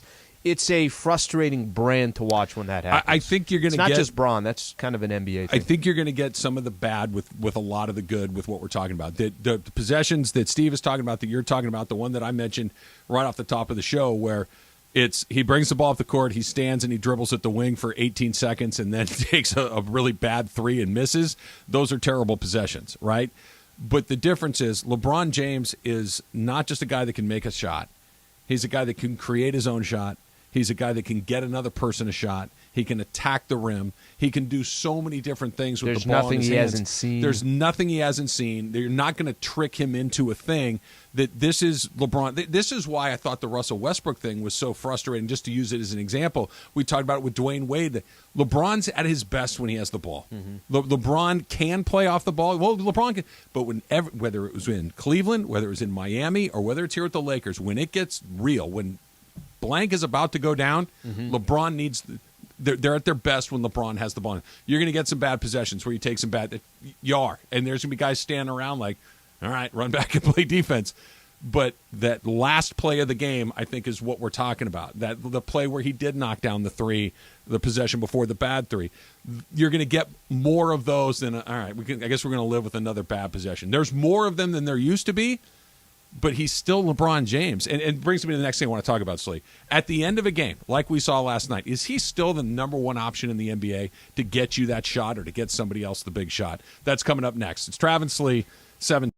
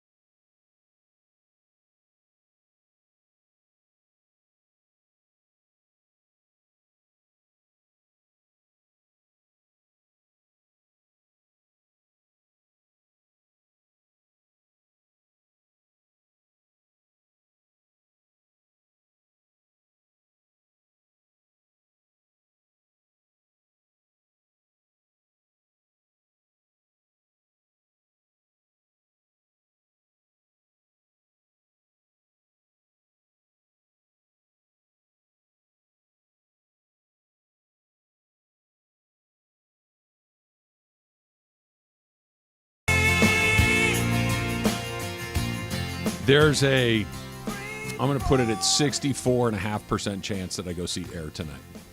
64.5. Yeah, I think it's more likely than not, but I wouldn't. I'll take bet the under. house on it. We'll take the under. Yeah, trying to rally one or both of the boys to go see it with me, but I put it out there this morning. I got from Bobby. It was a what time and where, and I don't know if I can make it. A lot so of that's questions. that's so a no. right out the That's a gate. no. If That's you're a no. coming with that many Exactly. questions, not Dad, I love you.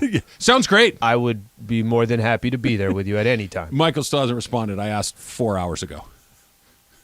He's in school. He wasn't It's 4 still hours early. ago. Come on. He Still wasn't early. 4 I hours Four like ago. hours that. ago. That's When does he start optimistic. school? They start school, I think it's 7:45, something like that. I don't know. Okay. If I'm being honest, I really don't know. I'm gone by the time he's getting going, but yeah, I'd like to see it, but I don't If want to you go by see myself. it tonight, this is what I'm putting on the table. If you end up seeing it, I owe you a beer. If you end up not seeing it, you owe me a beer. Deal. I'm pretty confident that. I'll probably owe you a beer. Can I just give it to you now? Actually, this might. Is there like cheaper tickets today? I think Tuesdays is usually the cheaper ticket day. I don't know. You would know more than I would about Wednesday, that. Usually Tuesdays. M? Yeah.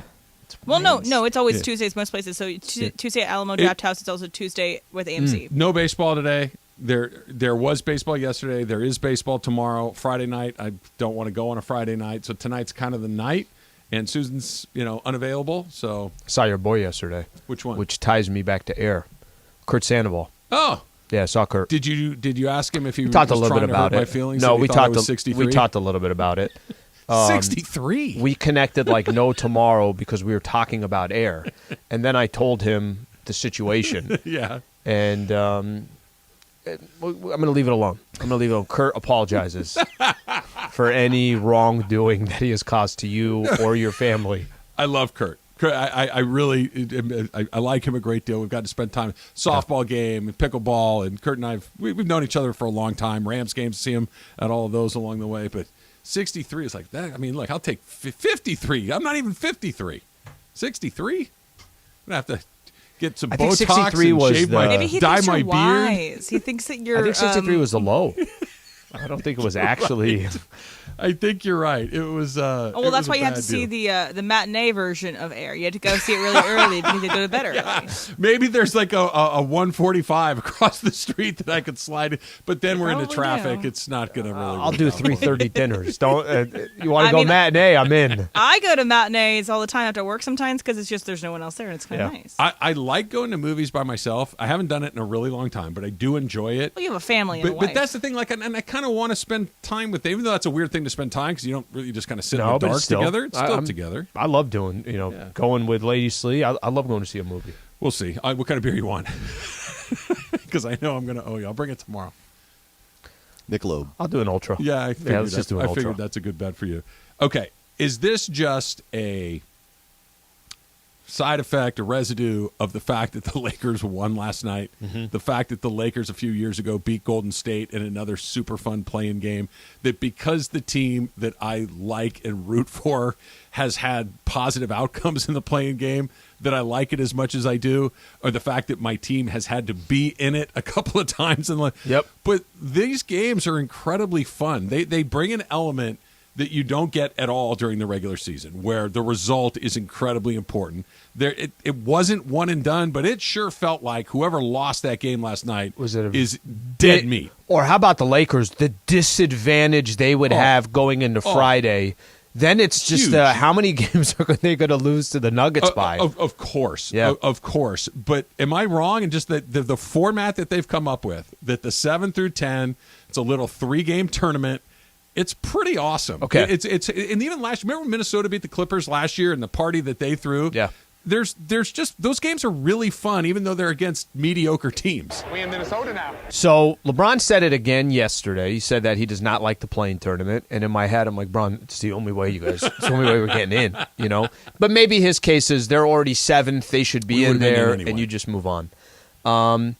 I've said this before, and in the beginning, I was not crazy about the playing tournament. I'll tell you what I didn't like about it. The only thing, I'm just going to go back to this. I don't like rewarding teams that are 14 games below 500 to get a chance to go in. I think in a perfect world, you have some type of a threshold. We don't have that this year. We've got teams that are on the right side of 500 this year. pretty close to it, or right there. And that's okay if it kind of falls under those circumstances. Listen, everything has pointed towards this is a good thing. I'll tell you, Sunday was incredibly exciting watching the final game of the regular season because the question was who's going to fall in the play-in tournament and who's going to avoid it. Are the Lakers avoiding the tournament or are they in? Are the Golden State Warriors, are the Clippers? Okay, how about this? Is the game going to be in Minnesota or is it going to be in L.A.? All that was still being determined by Game 82. So if I want to complain about the play-in tournament, I'm watching pins and needles on Sunday. You know what's going to happen tonight? The Oklahoma City Thunder are taking the Pelicans. That game is going to be on in the background. It is. And I know a lot of people don't care about that I'll game, watch it. but I will watch some of that game. So ultimately, I think the NBA, they found something that they really. Draymond Green was talking about this on his podcast that you could like it, you don't have to like it. It's staying and it's hitting for the NBA. It's hitting for the NBA, and hopefully, moving forward, you don't have to worry about it. Hopefully, it's one of those. Man, I got to wait a week for the playoffs to start. I really got to wait. I got to wait for these crappy teams to play against each other to figure out who's going to fill out the bottom. You know, this is whatever. You hurry up and play us, and you don't care. You get, like you're saying, you get that team that's 8 games under 500 playing against a team that's 4 games under 500. It's like, what? You guys go have your slap fight. I don't care. We're the number 1 or number 2 seed. But if your team's in it or near it, even if you're a Dallas fan, right? Then they basically quit on the last weekend of the season. Yeah. At least there was still hope. There was an escape hatch. There was like, hey, listen, we just need to get in the top 10, and maybe there's hope. Maybe it's false hope, but there's some hope in that bottom. And the game we had last night, while hideously ugly to watch, was super fun. You know what I'm actually curious about? Super fun. What I'm curious about is, are these just 2 incredibly average teams slugging it out? Yes. And would you be shocked if Memphis takes care of Lakers in 6 games and they move on, and it's like, yeah, that's a really good brand of basketball there that maybe we've just been ignoring. We ignored the 1, 2, and 3 seeds, and we kept talking about all these other teams. I take Phoenix out of there as well. Phoenix is a good team. They ended up like 8, 9 games over 500. Mm-hmm. But were all these other teams just average? Yes. And the Lakers and the Timberwolves is a perfect reflection of it because they basically hovered around average the entire time. The answer is yes. That I think the Lakers can beat Memphis. But if the Lakers are going to beat Memphis, it's going to be a heavyweight fight, right? It's going to be 6, 7 games being very close. Yeah. I think that is probably the Laker path to winning this. Or maybe it's the Lakers win a couple of games by a bucket or 2, and they lose the other 2 or 3 games by 10 or 12 points. Sure. It could, run differential doesn't matter. The Lakers and Celtics had that one where it went to 7 games. The Celtics won the series. But the 3 that the Lakers won, they won by like 25 points every 100%. night. Right? It could be one of those sorts of situations. But no, if the Grizzlies went in there and beat the Lakers in 5 or 6, I wouldn't be shocked. They've played pretty well all year. The Lakers haven't. How much did that tune change? A lot. It did. A lot. And I'm going to go back to this, and it's not saying we said the Lakers need rest, period, all that stuff. But the feeling I had going into yesterday's game, if yesterday went where they won by 15 and they were comfortable the entire time, your feeling walking into Memphis is a lot different. Sure it is. Yesterday's game was like okay, so that final week of the season, that's continuing? Well, there's a little bit of that sure that's continuing. And the guys that we were feeling good about, like put LeBron and Anthony Davis over there. We know what they are capable of, and we know that they have to do that if they're going to win. They both got to be A players. The other guys, Reeves, Vanderbilt, Beasley, those Russell, are 3 starters, by the way. Those are guys you're that you're going to need to be pretty good, and they weren't yesterday. They just weren't. And it could be one night, or it could be, hey, this is a very different stage. And now, look, from this point forward, if this goes, let's say the Lakers, Memphis is a good team. If you win that series, you're going to play an even better team in the next round in Golden State or Sacramento, right? Mm-hmm. You're going to play somebody that's got a little playoff, bruises and scrapes and cuts on them. It's going to get harder. Can you continue to get better? For the last week and last night, they didn't get better. They've survived, but they haven't really gotten better over the last week. They can, but you need those, not AD, not LeBron. Yep. Those other guys have to be. Schroeder was really good last night, so Hachimura was pretty good last night, but Reeves, Russell, Vanderbilt, Beasley, those guys have to be better. And as the season progresses, all that means is the season is prolonging. Yes. Okay, who does that benefit as the season goes on. Maybe younger teams, maybe teams that had more rest, but we'll see how it shakes out. Strike quick one in Oxnard and Brian. Brian, you're on with Trav and Slee. What's up?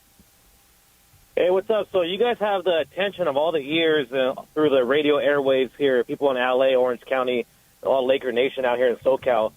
It kind of bothers me that a lot of Laker fans I've seen on Twitter, on Instagram, they're just bashing LeBron. Oh, he's making knucklehead, bonehead mistakes, turnover here. He's afraid to take the last shot, this and that. I want you guys to help clear the air and talk to the fans directly right now through the radio. What do you guys tell those fans that are like that say this kind of thing? And take into account, I'm as big as a Kobe fan as anyone else is, as we all are out here, but then saying Kobe wouldn't have choked like that, or he wouldn't have threw the ball or turned it over like this or passed up the last shot. And I even had, like, my dad texted me yesterday, which never really happens. He's more of a caller, saying, this is why I can't put LeBron as a GOAT or a top 3 player ever, because he always passes up the last shot. He always makes mistakes in crucial. All right, I want to jump in, Brian, because I want to give some time to respond to this. I must be on a different – I did not see a LeBron skip the last shot. He made a basketball play. He threw it to a guy that was wide open. The guy made the shot. If the shot doesn't go in, maybe we're having that conversation. But does anybody really think that LeBron is afraid of shooting the basketball in a big moment? Is that still a thing that people are arguing? I feel like that is way, way, way in the rearview mirror. I think if you're saying – I think you could do two things. I could, like we already pointed out. Do you get that on your shows? That LeBron's afraid to take big shots? No. No, actually, I don't even what I think there still is in L.A., not for the most part. I think it's died down as the years has gone on, the LeBron and Kobe stuff. Okay, well, they're two separate players.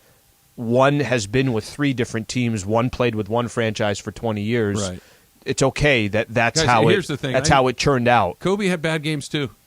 He did. I know that everybody loves him. I understand, but that game that they beat the Celtics, Ron Artest was Dennis Schroeder in this situation. He made the shot, right? That Kobe had a rough night. It doesn't make him less of a great player, less of a legend. Guys have really good players have nights where they don't play particularly well. And last night, I didn't hear like what he's talking about. I at least for me, post game Twitter, that I didn't really. He hear had some ugly turnovers, and there was which some we bad pointed out possessions. Right. But LeBron was good last night. They won the game in large part because LeBron played really well. And you don't want to take a big shot. That's just not true and old. You're holding on to something that hasn't been true in 10 years. I think it's because his dad texted him. It's just weird. Very, very weird. Factor Cap coming up next. Travis Lee, 710 ESPN.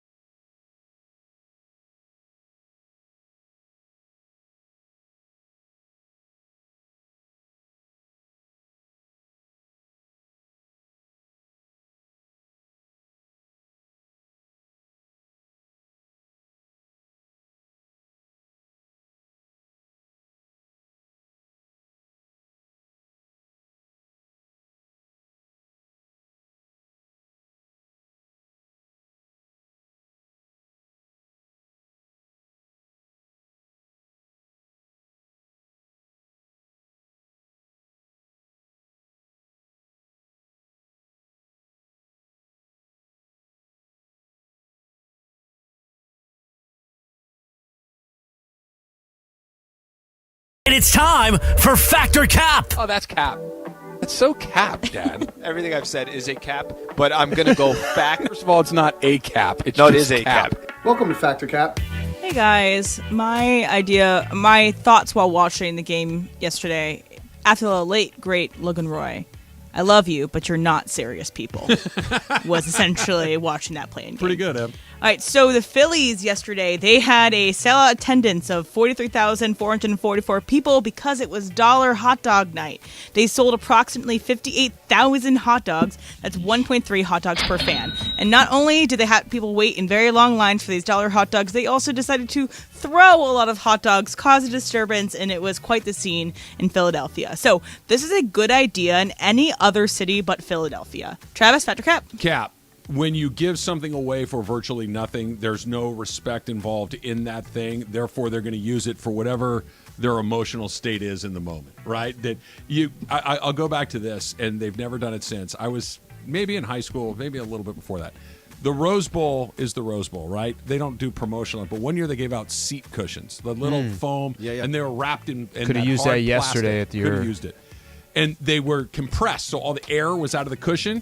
And you would take off the little sticker so it would inflate with air so it would have a little cushion. Well, people didn't take the sticker off, and it was basically a baseball bag-sized Frisbee. But because no one had paid for it, they're getting launched onto the field left and right because they would sail like you could throw it 60 yards. It would just go forever. So if you're handing out something for free or damn near free, which $1 is not a lot of money, of course people are going to throw it. It's a bad idea. All right, Berg? It is cap, and once again, Travis and I are back on the same page when it comes to Factor Cap. And it's always a bad idea everywhere that you go. There was, dollar beer night that they had? Dollar beer is worse because then people get really drunk. Yeah, sure. But I mean, once they've had 6 of them, and now they got 6 more, they're going to throw it. Right. No, they'll throw the beer. Anything you Disco give. Demolition Night. They also Disco had Demolition. Dime beer night for the Indians. Dime. Oof. One dime. All of those 10 things. beers for $1. You make a lot of money because you said like 58,000 of them were sold or whatever the number was. Like, it's great for that, but it's going to cause problems. Al? Come on, guys. Fact, this is a great idea. How do you not enjoy the dollar hot dogs? And whatever happens with it, that just comes with the selling a dollar hot dog. Enjoy it. Embrace it. Couple dogs hit you in the back of the head. It is what it is. Yeah, I think you feel different if you got hit in the face by a limp hot dog. Right. No, I think I say to myself, all right, I'm going to go grab a couple dogs, and I'm coming right back at you. Dollar hot dogs, guys. Right, I Taylor? go fact in a long-winded answer. Fact. Fact, it's a good idea in pretty much any other city. Would you guys eat a dollar hot dog if they were Dodger dogs? Sure. Yeah? Yeah, I got no problem. Same hot dog. I mean, Are they? they'll get good reviews around Are here, though, they the the Dodger same dogs. hot dog? They're not. No. Farmer John was the Dodger dog. This is not a Farmer John dog. It's But not. for that No. price. She's Oh, saying no. When I said the same hot dog, I meant that if you buy it for $1 or if you buy She's it for saying it's the $5, same dollar it's the hot same dog. hot dog. Oh. I'm saying I don't think it's Yeah, the same taste wise. dollar At one. this point, it's like, look, the hot dog at Dodger Stadium now is gross. Full stop. I love it. still get one. Love it. Delicious. I still get one. You still eat it. I've gone to a Dodger game to grab a dog and then I leave. All right. I think you wanted to go somewhere else. Love the dog. So Deion Sanders, as we know, is the coach of University of Colorado, and he was introduced to the Buffalo at University of Colorado. Ralphie. And here's a bit of sound of him meeting the Buffalo. Oh, no. I'm not standing here while this thing is coming at me full speed. Oh, no! No! Oh, no! So he was in the trailer while the Buffalo was running into the trailer. Again, very serious, very scary situation, at least to me. So you would never put yourself in this situation. You would never want to be in the trailer while the Buffalo, what's the Buffalo's name? Ralphie. Ralphie is coming towards you. Berg, Patrick Cap. I would not want to. Yes, you would not want to. No, Cap. Yeah, I don't have a problem with that. I think it would be fun. I mean, I'll try almost anything one time, just like the whole bungee jumping thing. So yeah, I would do that. I'd be like Deion. I might get a little scared, but come on, come at me, Ralphie. All right, Al. Cap, I think this is kind of cool. Yeah. I think it's kind of, I'm sure there's some kind of divider between you, hopefully. Nope, and the there's Buffalo. not a divider. It's just you're in the back of the I saw trailer. there's a divider Nope. in between him and the actual Buffalo. So Not I'm at gonna, that point in time. Tank. I'm going to assume that there's a little barrier. If there isn't, I'm going to also assume that the university, that it's Coach Prime, that they're going to make sure that this guy is not going to take him down. So I'll still go Cap on this. I'm in. All right, Trev? You guys are leaving out the most important part of this. It's a wild animal. It's unpredictable. They do things that you don't expect. You do not mess with wild animals. Especially You're not buffalo. running with the bulls in Pamplona? You do. Travis I went to does that. not Did you? mess But I did not run with the bulls. wild animals. I don't Sure. care if it's a buffalo. I don't care. I don't care what it is. I don't mess with wild it's a animals. I don't mess with wild animals. What Full if stop. it's Oh, a rabbit. rabbit? Nope. All right. A wild Taylor? rabbit. Yeah, I'm with Trav. You can't train a buffalo. I saw these college students running around with this guy. There's like 4 19-year-olds. They don't know anything about training a buffalo. Exactly. It's going to gore you to death. No thanks. Exactly.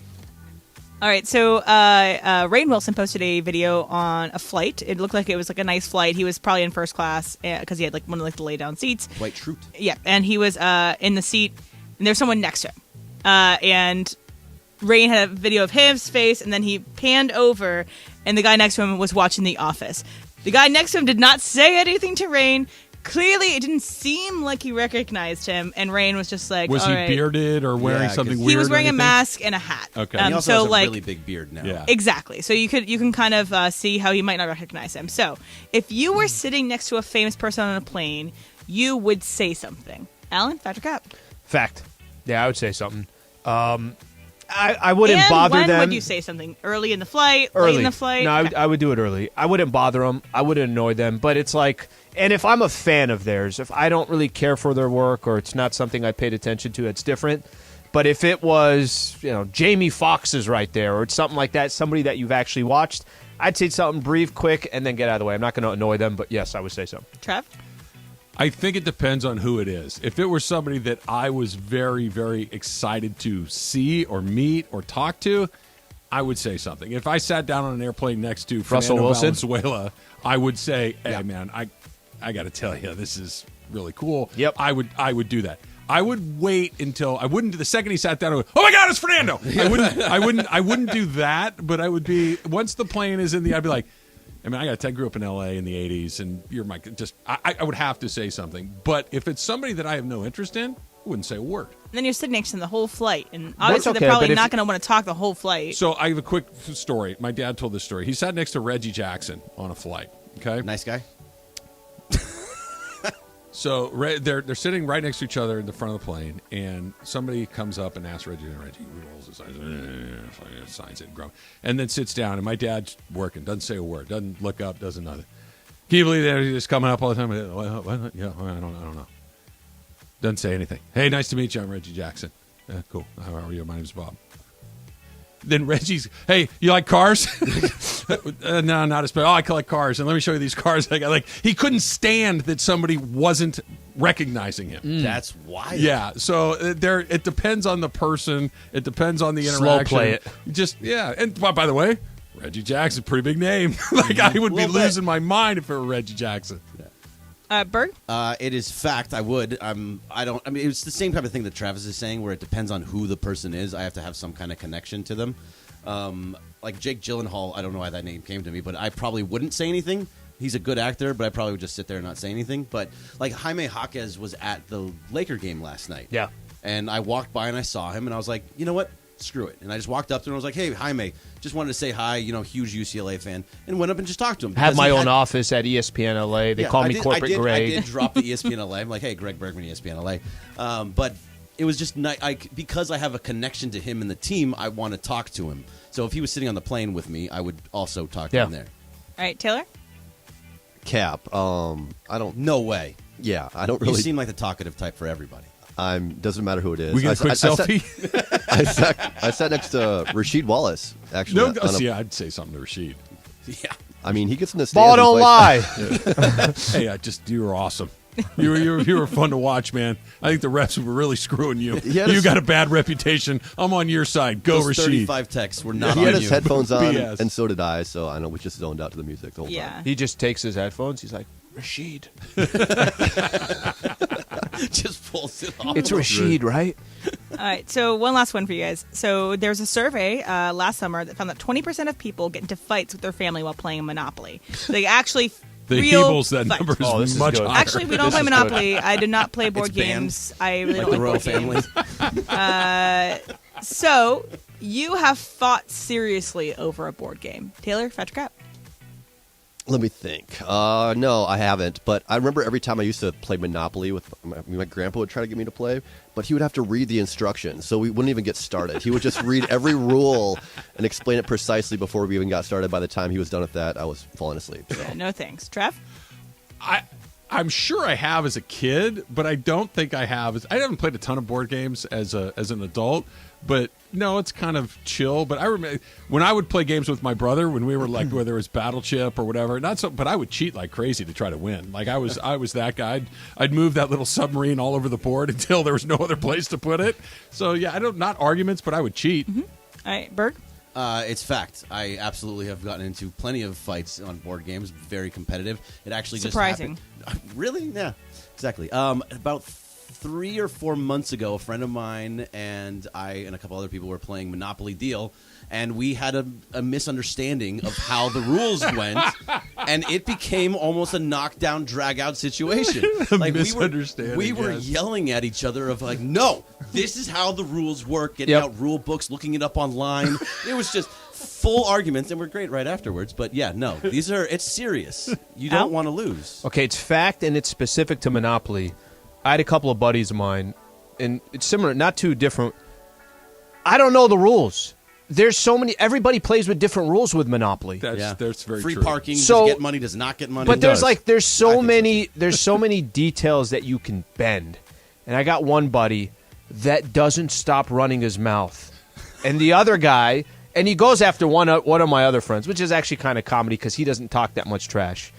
And you just kind of play in a game, and this has happened all the time, Monopoly. It's because you can basically say, all right, I'm out, or you're making a trade at the end because you're going to lose because you just want your other friend to lose. Like there's so many ways to bend the rules. This is fact, and definitely for Monopoly.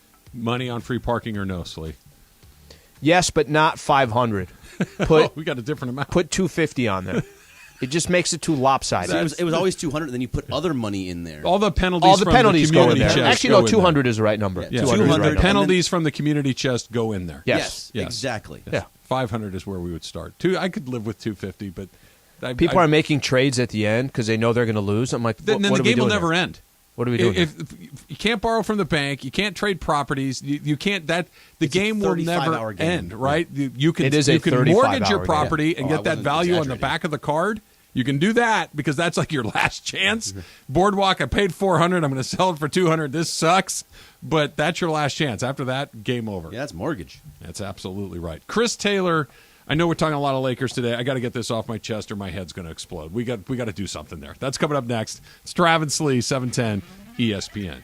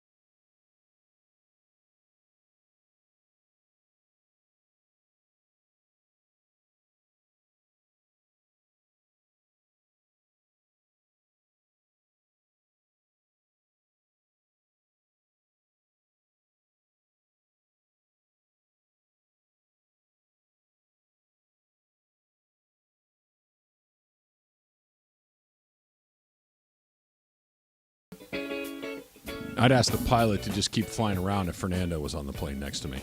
I know we're only flying to Phoenix, but can you just keep it going to New York City? I got a lot of questions about 1981 that I need to get answered. What if you just didn't say anything to him, but you just started playing the Fernando documentary? You don't even make eye contact with him. And the volume's all the way up. That would be incredible. I would like to. I hope I get the opportunity to do that at some point. But you kind of nudge him. You should watch this. This is really good. That's somebody I would like to meet at some point in my life. I've never had the pleasure. I would very much like to do that. What is the best thing that a stadium could sell for $1 and you don't think is a bad idea? Popcorn. Popcorn? Yeah. Yeah? Popcorn. What do you think, Al? Well, you like hot dog. So. Well, the best thing is a beer, right? You want a to get beer people to for come. $1. Yeah. But That's the the most best practical. value. But then you have to. The most yours practical. is the best value. But let me ask you this: if you were asking one of the event staff or the LAPD, they would not answer beer. Peanuts for me.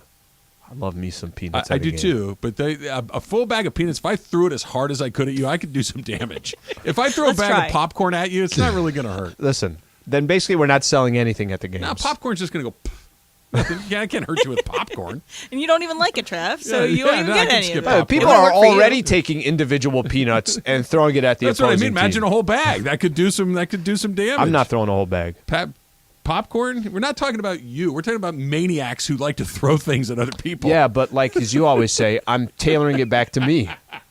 Good point. One peanut at a Good time. Point.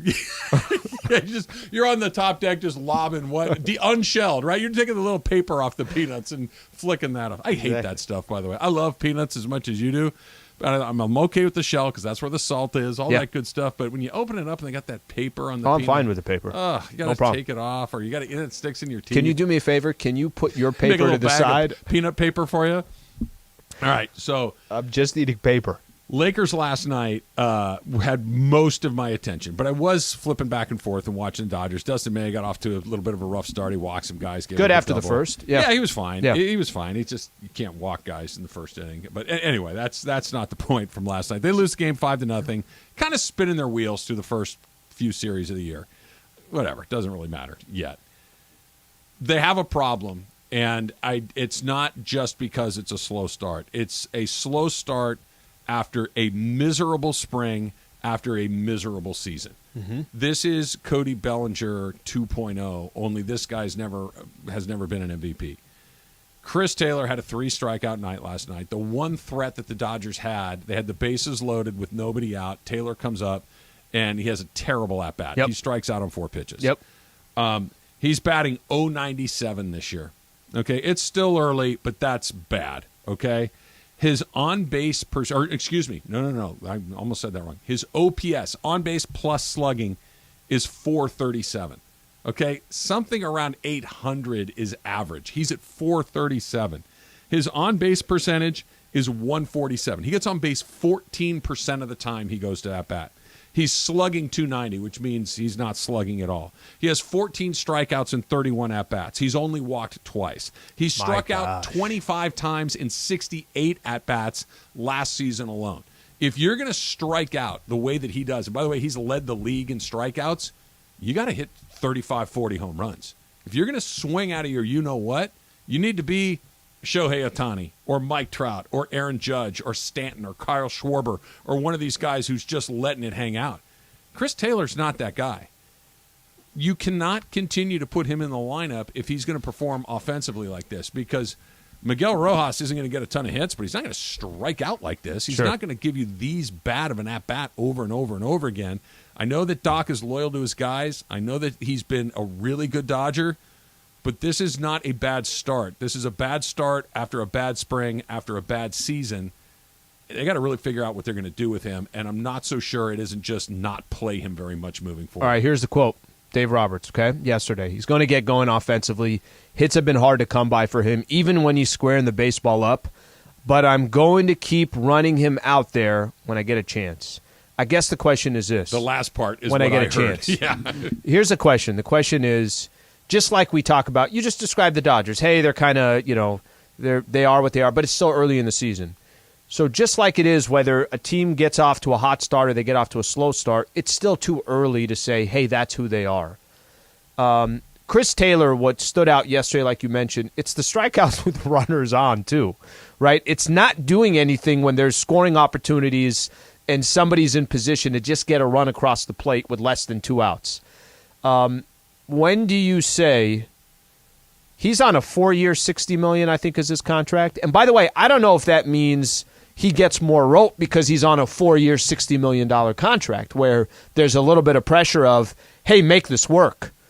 At what point, and is it just, okay, hey, we play him through the end of April, and if he's still like this, now we start making some changes? Or is it, you know what, he doesn't get a start every single night, and we're just going to kind of pick and choose when we want to use him? When does that start? I don't have that answer, but those numbers you're showing off, if we keep going towards the Muncy and Chris Taylor were 2 names mentioned coming into the season. Muncy has had some good games, but he's also been below 200, and Chris Taylor's been well below 200. He's below 100. Right. He's got 2 more years guaranteed. He's got 24 and 25 guaranteed, and then a club option after that in 26. This is the best way I know how to say about how it's changed for him.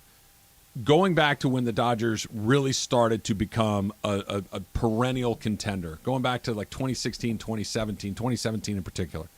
When Chris Taylor came up to bat, I'm like, all right, we got a chance here. Something good could happen here. Grinder too. Right, good at bats and grinding, and just you felt like something goes. And that lasted 2, 3, 4 years. Last year, it's like, oh boy, God, Taylor. All right, let's see what happens. Now it's, oh man, Taylor, really? It really has been a long time since it felt like he was giving you that quality at bat that we're talking about. I hear what Dave Roberts is saying, that, oh, we're going to get him in there when we give him the chance. What I'm not hearing is we're going to ride him. That's not what I'm hearing. He's not going anywhere. You're not going to send him to the minor leagues. You might trade him. I don't think there's a ton of trade value there right now.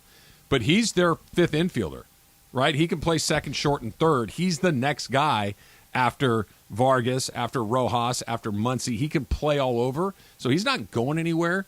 But I don't know how often you can give him 4 or 5 at-bats when he's batting a buck and striking out. They're not even balls in play. They're just flat-out wasted at-bats, and last night was 3 more. There's nothing he's saying, too, that is giving you confidence that he has confidence. Yeah, no, it's too bad because he's been really good for them for a while, but the last 2 years have been rough. The Lakers survive. And I think we'll just kind of put it at that, and what happens after that and what happened last night. It's coming up next. It's Trav and Slee, Survival on 7.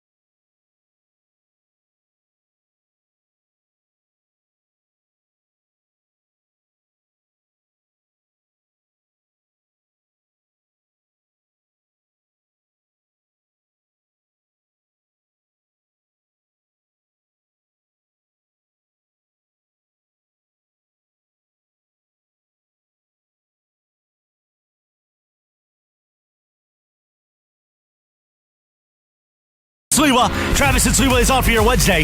We're here each weekday, 10 a.m. to 1 p.m. We begin 9 hours of LA sports talk all day long. Well, yes, it is a winning Wednesday, yo. Let's hear the gold from last night with John Ireland. LeBron makes his move. 7 seconds. LeBron driving to the rim. Gets outside. Schroeder for the win. Good! Dennis Schroeder for 3. 1.4 to go. How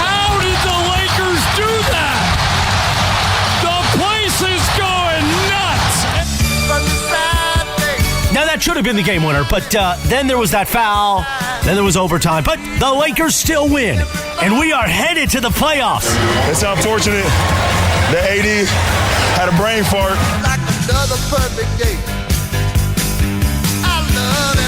The push for Banner 18 begins, and we're reacting all day long. A Reaction Wednesday, thanks to our friends at Michelob Ultra. Do not press the button, yo. Keep coming back. Keep checking in with us all day long right here on 710 ESPN, your home for Lakers playoff basketball. Let's get to it. Travis and Sliwa, your Wednesday right now. Yeah! Never a doubt. Had it the whole way. Lakers by 1 million or 6 in overtime.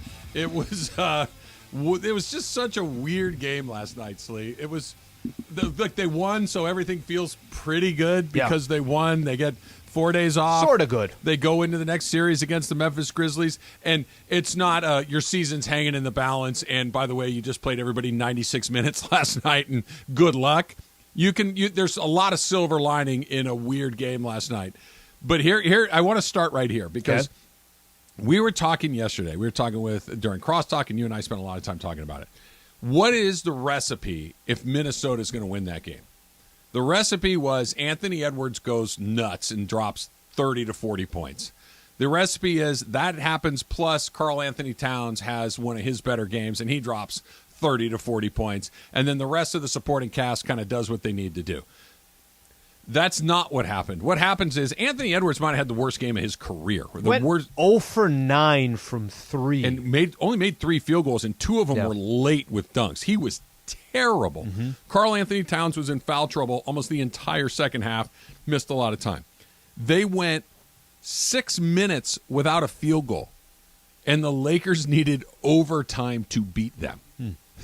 I mean, never mind the recipe to win the game. This was a recipe for the blowout. Edwards is bad, Towns is in trouble, and and LeBron and AD both played somewhere between good enough and pretty darn good. They needed overtime. Now, they win, they get rest, all these things, but that was literally the definition of escape and nothing more. So not just overtime. They needed a complete collapse from the Timberwolves. Timberwolves went 6 minutes without scoring in the fourth. On top of everything that you just said, I don't know what the Timberwolves were doing in the fight. They had 12 points in the fourth quarter, and I want to give credit to the Lakers defense because they deserve some credit. They don't deserve all the credit. I mean, there's a lot of mistakes from the Minnesota Timberwolves that you're kind of scratching your head. It's like, which team is going to make the next turnover? Right. And they were going back and forth. Minnesota, I think, had 24 turnovers.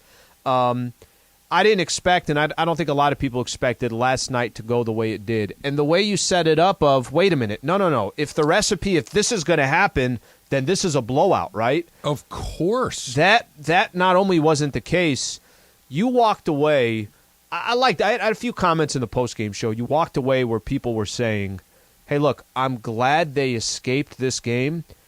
But damn, I feel a little bit different than I did 24 hours ago. Look, we got plenty of time to get in that Grizzlies series. We got plenty of time to get ready for that because they don't play until Sunday. But I don't know how much of this is just fatigue. I don't know how much of this is lack of execution. I don't know how much of this is certain guys that you expected to play well didn't play well. But the word survival, that is literally the word to describe the Lakers.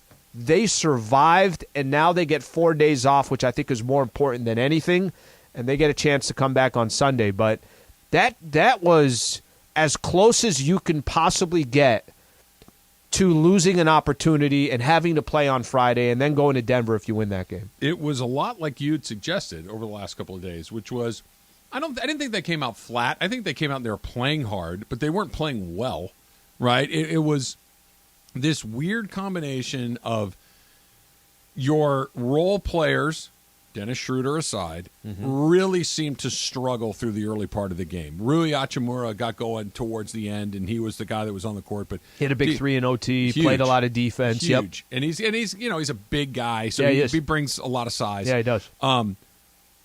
D'Angelo Russell was terrible. There's no other way to describe it. Austin Reeves was not much better than that.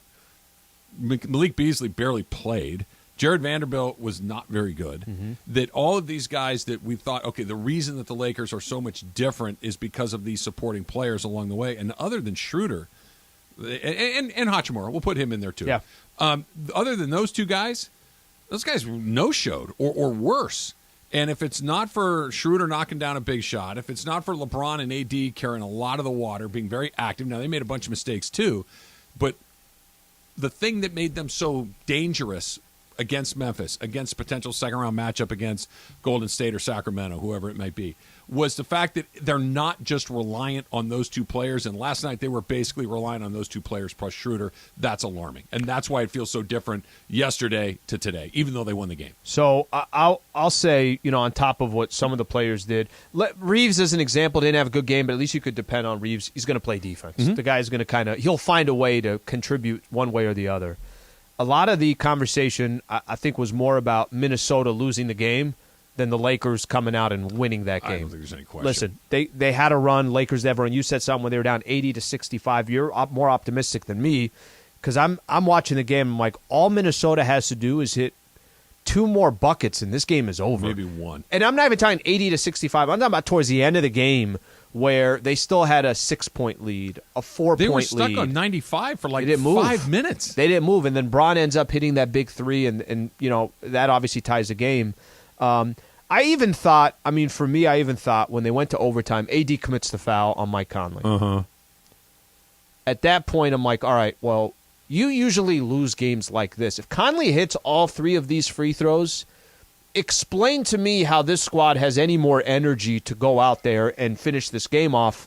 What they were fortunate of, Minnesota didn't have anybody. Every starter that they played was over 40 minutes anyways. It wasn't what the Lakers did. It's what the T-Wolves couldn't do. Mm-hmm. They were done.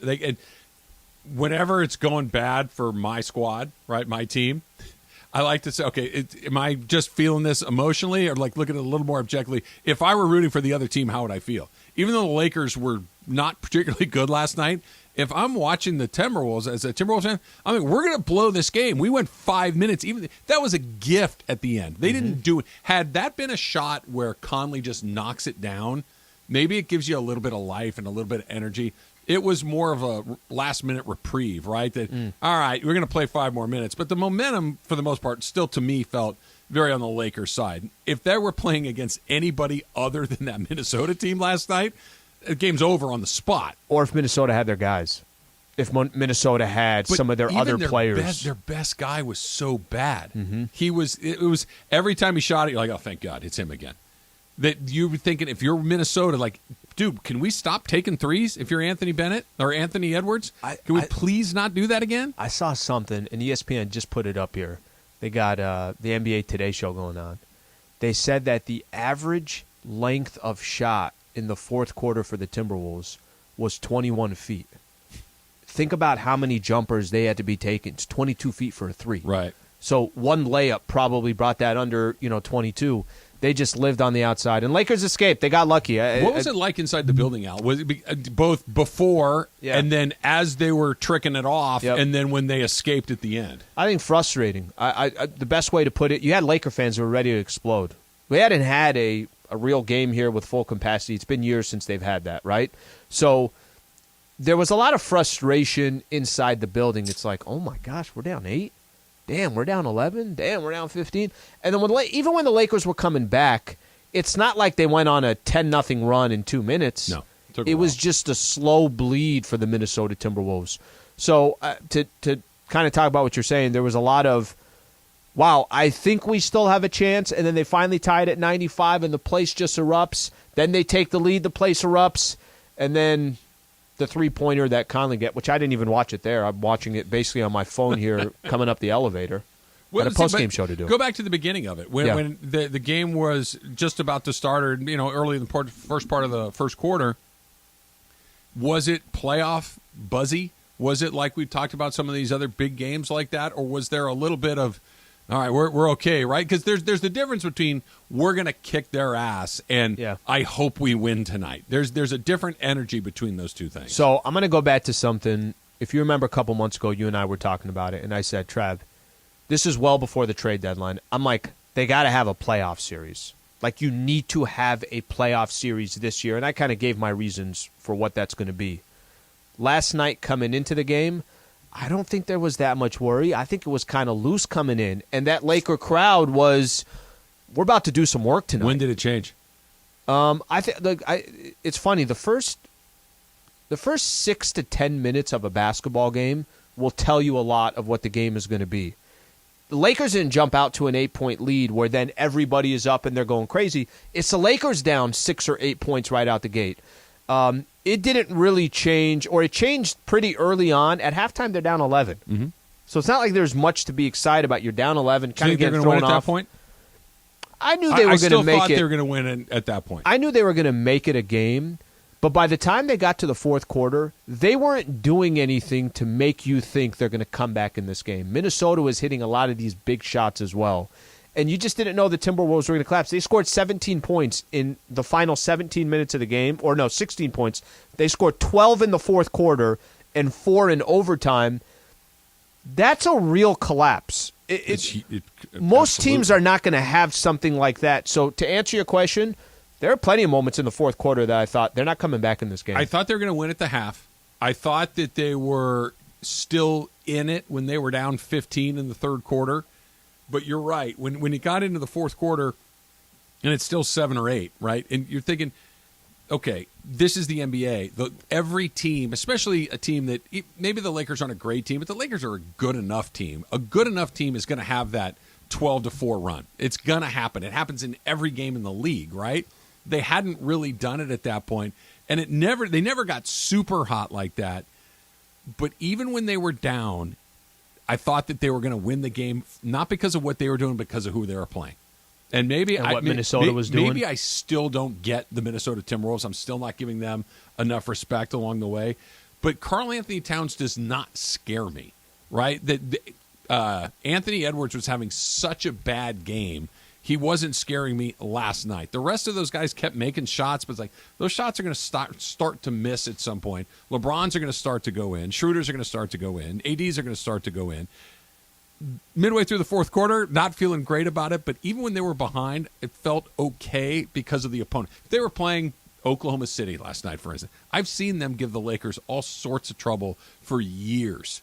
That would have felt different. But with Minnesota, it felt like you had this odd escape hatch because Minnesota doesn't scare me like that. So we're watching the same game at the same time. We probably have different thoughts in that situation. What you thought, this is what I thought. I thought, well, Anthony Edwards is going to just start driving the ball to the basket, and he's going to get fouls. And they're going to be kind of smart with – Lakers had 5 fouls before you blinked in the fourth quarter. Mm-hmm. Usually that balances out. I'm thinking they're going to start taking the ball to the basket. They're going to start getting some easy buckets, or maybe that whistle's going to go their way. They just kept shooting jumpers. Every jumper they took, it was like, all right. Thank you. Yeah, it's like, sounds good.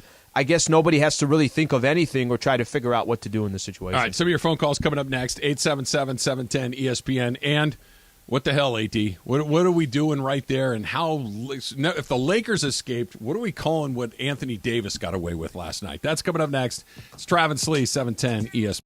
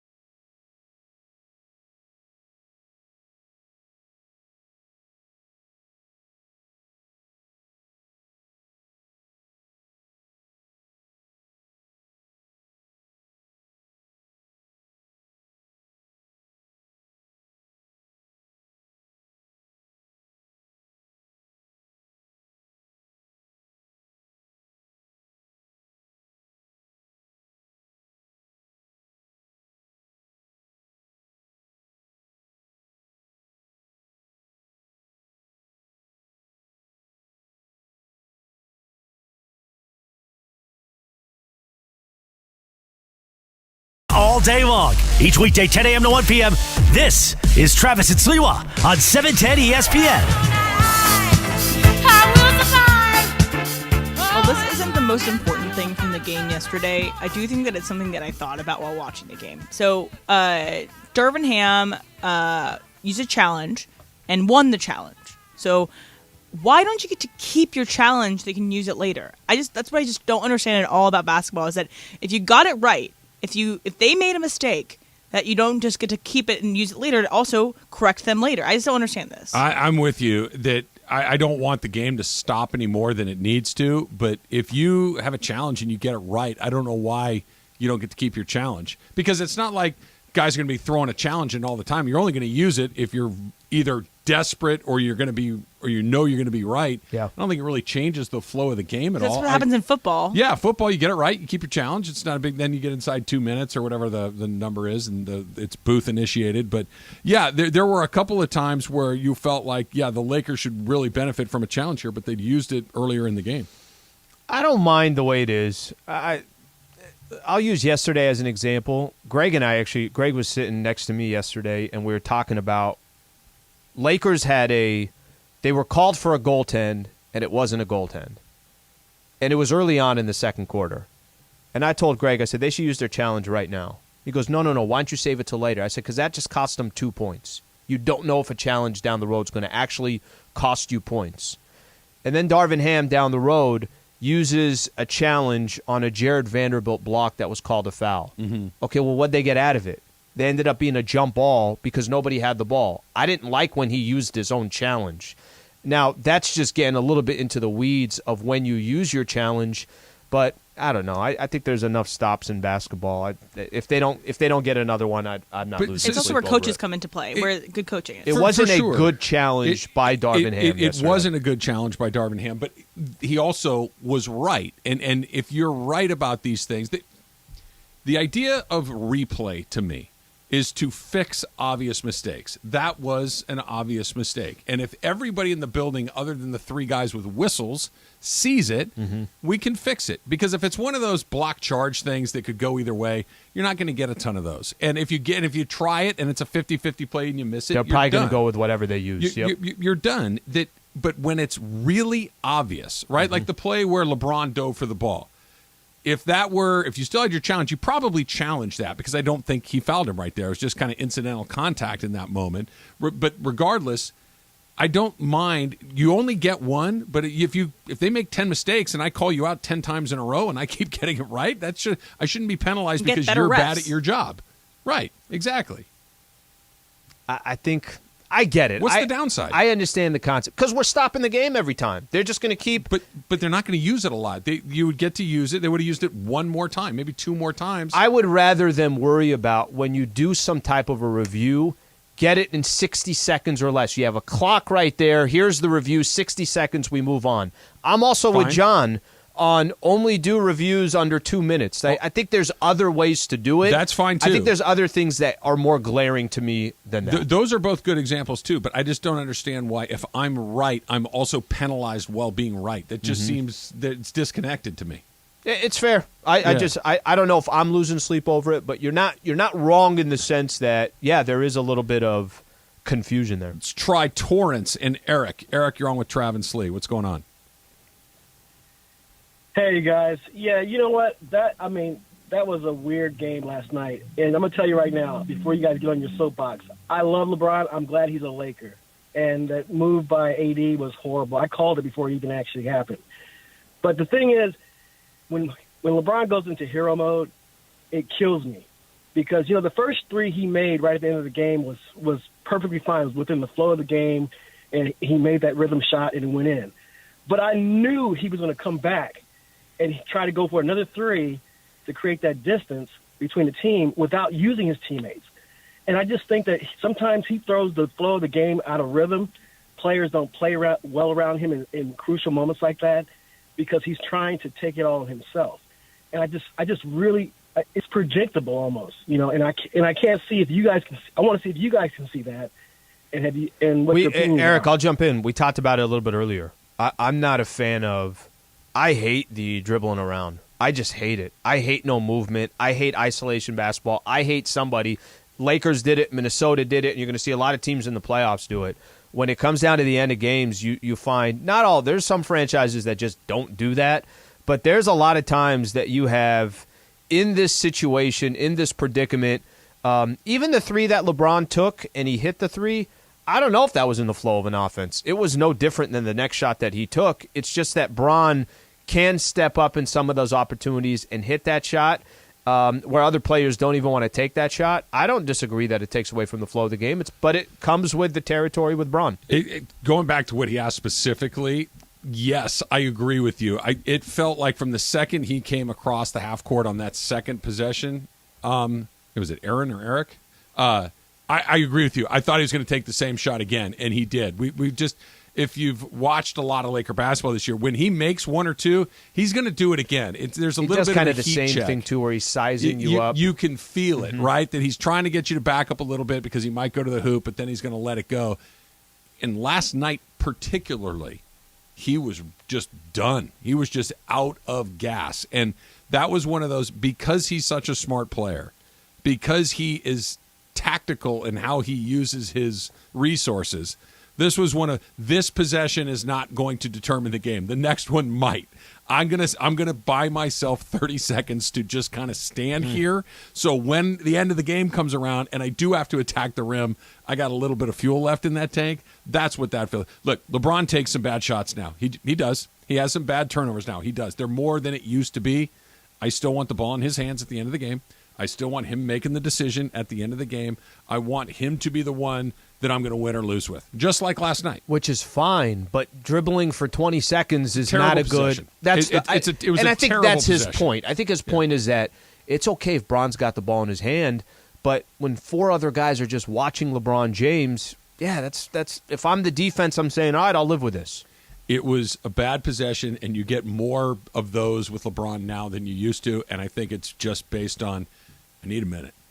And he just, good point. I don't know. What'd you say, he played 45? 45 minutes. And I don't know if it's just one of these, because ideally if you need a minute, throw the ball to Anthony Davis, throw it to Dennis Schroeder, and you take a breath while those four guys try to initiate a play. That's a better option, but he's LeBron James. Well, it's probably just not going to happen Can a lot. I give you an example? If you think Bron needs a minute in a game where he's 38 years old, in game 83 of the season, and because you're not even in the playoffs yet, he played 45 minutes. How many times did you see Anthony Edwards, who's, 21 years old, where you're like, he's tired. He's gassed. For sure. That's the 21-year-old compared to Bron, who's 38. We still do LeBron an incredible disservice. That we judge him versus the guy he was 8 years ago, 6 years ago. That's a good point. It's just unfair. Judge him against himself. The best version of LeBron James from whatever it was, 8, 10 years ago, that might be the greatest player anybody have ever seen. And if it's not, he's damn close. That this is a guy in his 20th year that's still close enough to that we're like, oh, why'd you take such a bad shot? Because he's on empty. That's why, right? I don't think there's any other sinister reasoning behind it other than I need a minute, and I know I'm going to have to go at this again. You could see it, but you could see it. We talked about, and listen, maybe we never see this, but we talked about Darvin Ham a little bit earlier. Those are some of the moments where you do want to see your coach, where you want to say, I know my guy he needs a breather, but I have to have him in the game.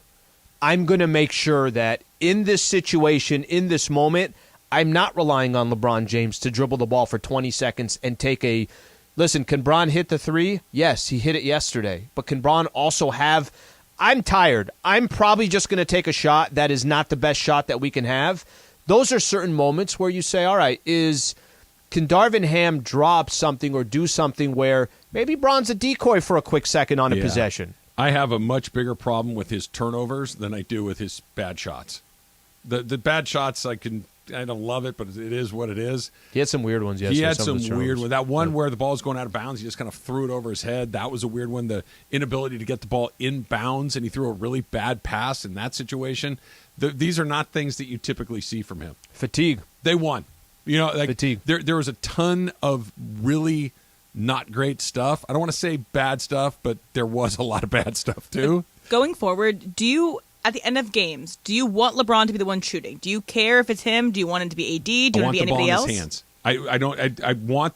Last night is a good example. What happened last night is exactly what I want. Had he gone to the basket and tried to go up, fine. Sure. Had he pulled up for a jumper, fine. You trust his decisions. Had he kick it, fine. I want the ball in his hands to decide what to do next. I don't want Anthony Davis, who's been really good, initiating that with LeBron, waiting for the ball to come to him. I want the ball to start with him. Yeah, and Bron that's his.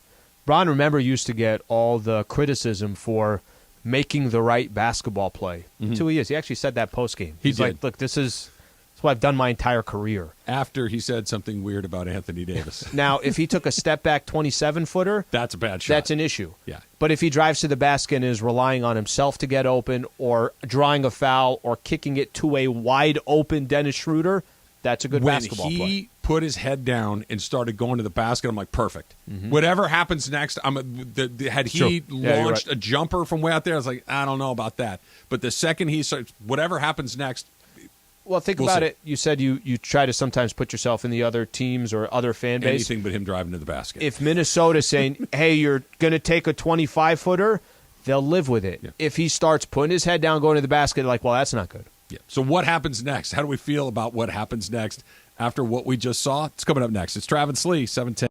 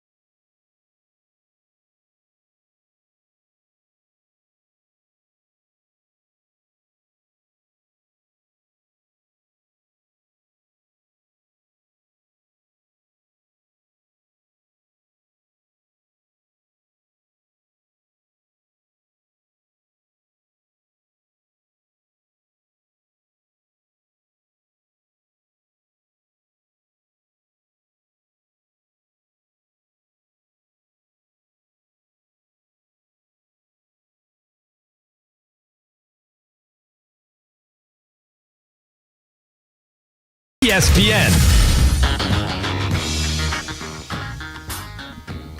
Have you gotten into the macaroons that are in the kitchen yet? I've not. Cates came back from Paris, and he brought real Parisian macaroons, a box that are in there right now. Just saying, if you're into that sort of thing, that's a pretty good way to go. I could go without them. Like there's certain things in the kitchen that I just instantly get into. That I walked by a couple times, no problem. Real French ones, like not something that's an American knockoff. That's a much better pitch. Yeah, like those were in Paris yesterday. It's a good pitch. I mean, that's different. Good pitch. Emily, did you have one? I did. I think it was like a raspberry. Okay. It was definitely a fruit one. It was really yummy. Mine was quite good too. Taylor, did you get into one of those? No, I'd rather mess with that Easter candy back there. Oh, yeah. Oh yeah, that layout they had back there. Yeah, in the bullpen. But it's a bunch of like loose. It's a bunch of loose candy. No. That's what I don't like about that. Oh, it's even better. It's better because if Greg puts his hands in there, and then I put my hands in right after. No, if it's like a bunch of individually wrapped Starburst, sure. No, but a loose bowl of Skittles, get the heck out of here. They need to breathe. You got to air out a little bit. Ask Michael Thompson about when he uses the men's room, and then go stick your hand in that bowl of candy. Please give me a macaroon that's been flying for 4,000 miles in the air. Fresh. It was yesterday. Baked It's yesterday. been in the box. Right. Rudy Gobert food. I'm with you, Taylor. Stand strong. You guys are Philistines. You don't know the finer things in life, like Parisian macaroons. And sous They're pretty vide. good. That's a waste of time. Sedano I texted a little bit with him about it. He kind of got me going a little bit, but It's the way of cooking a steak for people who don't like cooking steaks. it's a lot of work, and it's just put it in the pan and then pop it in the oven. It's not that really complicated. it's not that difficult. No, it's really not. Kevin is in the Valley. Kevin, you're on with Trav and Slee. What's up, Kev? Guys, Travis, Lee, love you guys, love the show. Hey, we got to calm down, man. This is the playoffs. The game is going to slow down. Different things are going to happen. The Lakers are fine. They got heavy legs. Last night was a weird game, but they pulled it out. Their defense pulled it out, guys. Come Sunday, they're going to beat Memphis by at least 10. So, Kevin, let me ask you this. You feel the same way today as you felt before that game? I do, Slee. I do. I'm going to tell you why.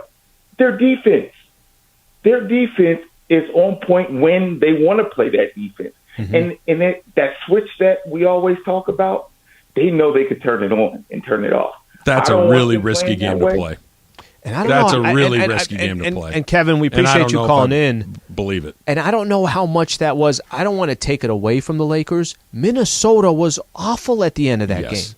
Memphis is not going to be. By the way, Memphis is also going to have the rest. They're going to also have their plays. I know they're missing a couple of their bigs, but that's let's put it this way. If that was an outlier game by itself and the Lakers finished off the season crushing the Suns and crushing the Jazz and not going to overtime and beating the Clippers and all that, that's about 5 straight games where the Lakers have looked or not good.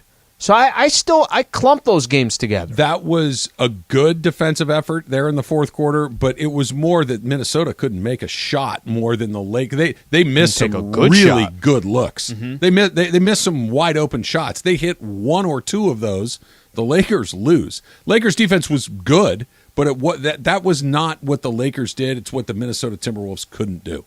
There was not the Lakers went on that 15-2 run. It wasn't one of those where all of a sudden every shot the Lakers made was knocked down, where they couldn't get the ball over half court, where they were getting steals, where they were getting turnovers. It was a bunch of missed shots, and a lot of them good shots for Minnesota. For both teams, too, when you say, even if the Timberwolves had a turnover, Lakers would follow up with a turnover. If Minnesota had a bad shot, Lakers would have a bad shot. Was it in overtime or regulation where they took turns turning it over? Where LeBron, was regulation. Was it regulation? It was in the fourth. Where they had there was a throw out of bounds and then an over and back violation, then a foul. It was the LeBron going for the loose ball too. That's right. That was in there as well. Wait, calling that a foul? That wasn't a foul.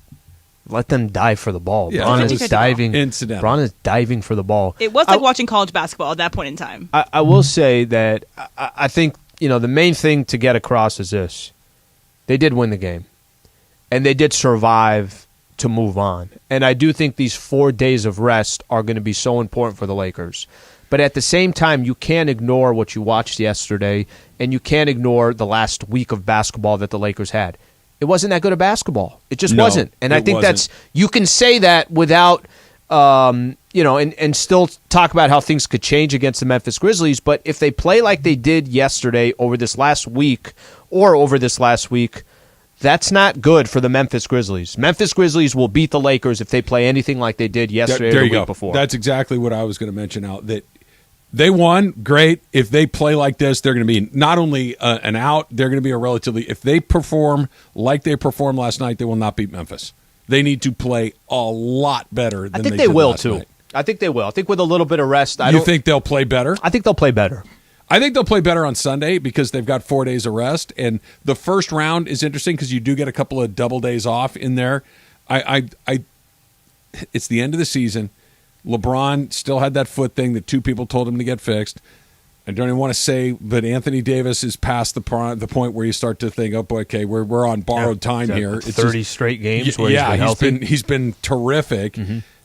That when they start going heavy every other day, which is in the second round, I hope that we get to see what it looks like. Put it to you that way. I thought that they'd take care of Memphis. I don't want to say easily, but I thought they'd win that series, and now I'm a little bit more skeptical. Oh, yeah. I need to see what that first game looks like, because if it looks anything like that and they look like they got dead legs, then they're in big trouble. But that's my point of it's okay to point. You could have walked into yesterday's game feeling a certain way, and you're walking out of yesterday's game feeling another way. Yeah. If the Lakers went and took care of the Minnesota Timberwolves, and by the time you got to halftime, instead of the Lakers down 11, they're up 11, that by the time you got to the fourth quarter, LeBron and Anthony Davis, it's more just, hey, this is a matter of time until this game's over.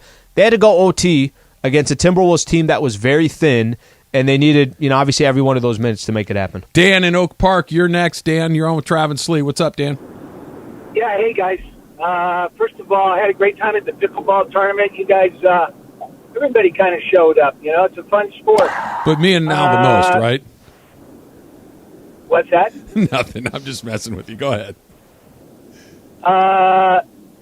People forget Memphis has Ja Morant. That guy scored 28 points in one quarter against us earlier this year. I mean, that guy is an absolute freaking superstar. All right, he can take a team. So it'll be interesting, but they're tired. I'm going to go back to the Clippers game. Why were they playing LeBron and AD when they were down 20 with about 8 minutes to go? They tried to win that game. They had no chance. I was screaming, get him out of there. Please get him out of there. Well, the game before that, too, logging in those minutes, I think Bron had to go 38. AD had to go 42. It's a game against the Jazz in OT. They didn't help themselves in the final week. They were just kind of trying to get to the finish line. But they got there, and now they're in. And now they have a little bit of wiggle room for a bad night. If they have, let's say they play very similar to what we saw in the play-in, okay, you lost the opening game. That's fine. Mm-hmm. It's what you're supposed to, if you're the 7 seed playing the 2 seed on their floor, you're supposed to lose that game. Even if you have LeBron James and Anthony Davis. 2-7. We don't, what is it, 2008, the last time a 7 beat a 2 in the West? I haven't seen. Yeah, I didn't see it. I think I read that. Emily, that was in your notes this morning. Was it 2008 or 2010, the last time a 7 beat a 2 in the West? It's been a long time, is the point. They're not supposed to win. And if they look like, you know what, in that first game, all right, fine. But if they look like it after a couple of games and they don't get a little fresher and they don't look crisper and you don't get a better performance from Russell and Reeves and Vanderbilt and Beasley, they're going to get beat. Mm-hmm. Those guys have to get. LeBron and AD could kind of give you what they gave you last night, minus the foul at the end. And you got a chance to beat those guys. But you need help from those other guys. You're going to need those other guys to step up, or you're going to be in a weird spot. It was the Spurs in 2010 with the last 7 seed to win the first round. That's a long time ago. It's 13 years ago. Wasn't it kind of funny? All those, well, I guess it changed now. Clippers will obviously not be favorites against the Suns. Warriors will be favorites against the Kings. And I think before yesterday's game, I'm not 100%, but I was listening to some podcasts. I thought it was basically a coin flip, as in Lakers and the Grizzlies. That's got to lean a little bit more towards. I'm assuming. I don't know. Maybe Vegas does it a certain way, but the Lakers are always going to get more because they're the Lakers. Yep. They're always going to get the public likes it. The public likes them. They're a popular team to bet on, but they need to play a lot better. And I'll tell you, the other thing that's weird for the NBA, and we talked about this the other day. Let's say the Lakers and the Warriors both win, okay? And now you've got a second-round matchup between the 6-7 teams. That's bad for the NBA's regular season. It's great for the playoffs because you get Steph versus LeBron. That's awesome. Yeah. That's really fun, and I want to see that too.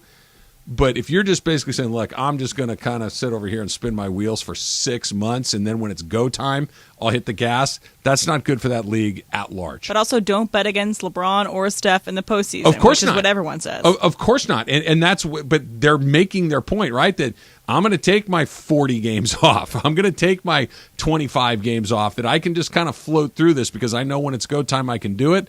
Why would I really get super invested in a regular season game if I know that until we get to March, we're really not trying to get right? But do you think the Lakers were the Clippers' load management style on those players? AD was out. LeBron was out. Like I think they fell into manage? 7. Yep. Not because a lot of times it happens where I'm just teams, talking about missing games. I'm not even talking about load. I'm saying that because the more games that are getting missed, and the right teams are, air quote, right teams are coming out of this, then you're going to see more load. Like maybe you're not hurt, but maybe you're hurt, and just why don't you take the next 2 weeks off? That's bad news because it's not going to affect you in the postseason. It doesn't matter. Yeah. I don't care if I'm the set, especially a team like the Warriors and the Lakers. The Warriors are maybe a little bit weird because they're so bad on the road this year. But do you really think that they're sweating Sacramento and the fact that Sacramento has the home court at all? No, I don't. They're sweating them because they're good. No, I don't. And I think that's why teams like the Nuggets, the Grizzlies, and the Kings are saying we have to play the regular season because maybe the only chance we have against a team like that is Game 7s in our house. The Dump coming up next. It's Travis Lee, 710.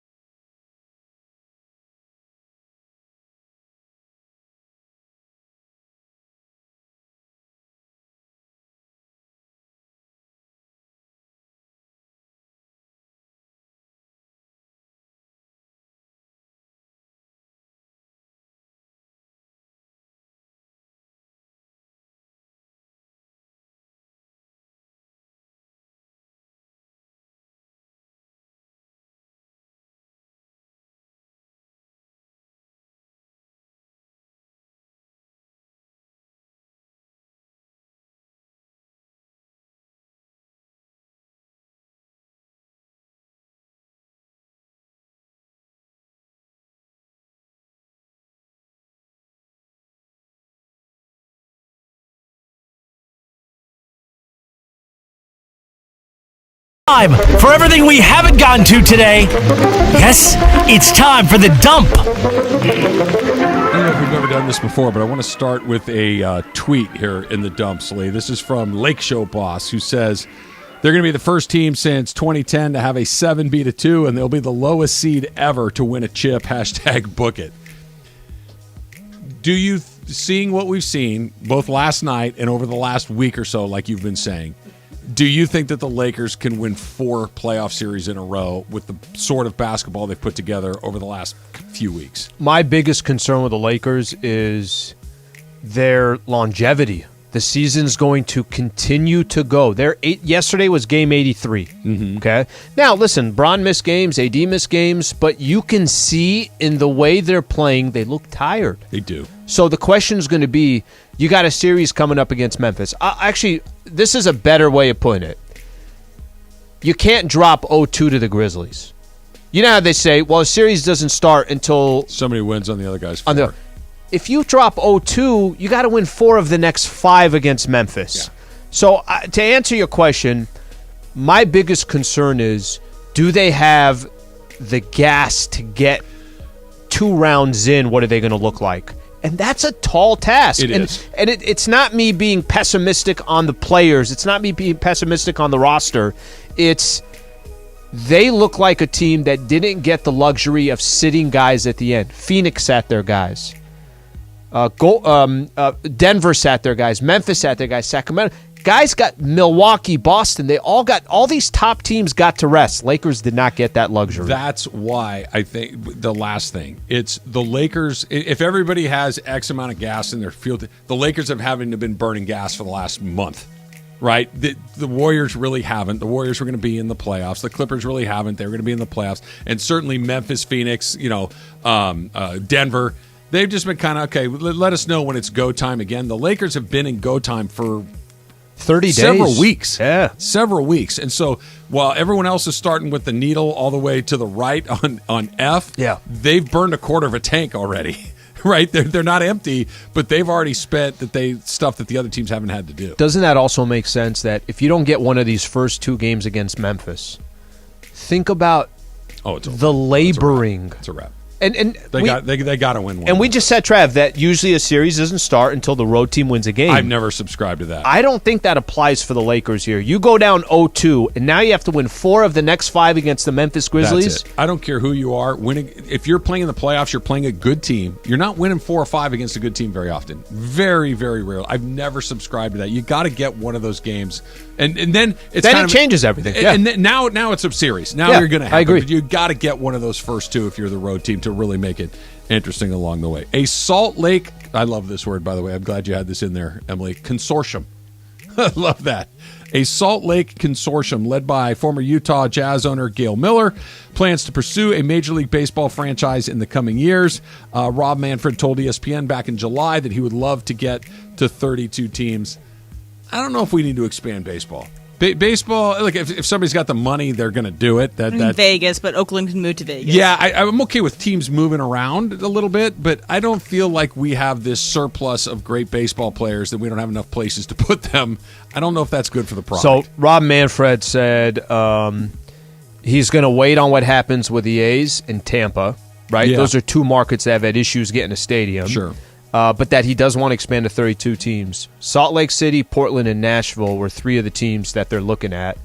Nashville would be good. Nashville, yeah, but I think Portland would be good. Portland's got a really, really good fan base. They do. First of all, the weather in Portland, you'd have to build it inside, which you could do. But Portland, Nashville, and Salt Lake are not big cities. Mm-hmm. They're really kind of mid-sized cities. And Cincinnati is? It's not, but it's still there. That's not the point. Do you need? You actually answered your own question. Do you want another Cincinnati Reds in the league?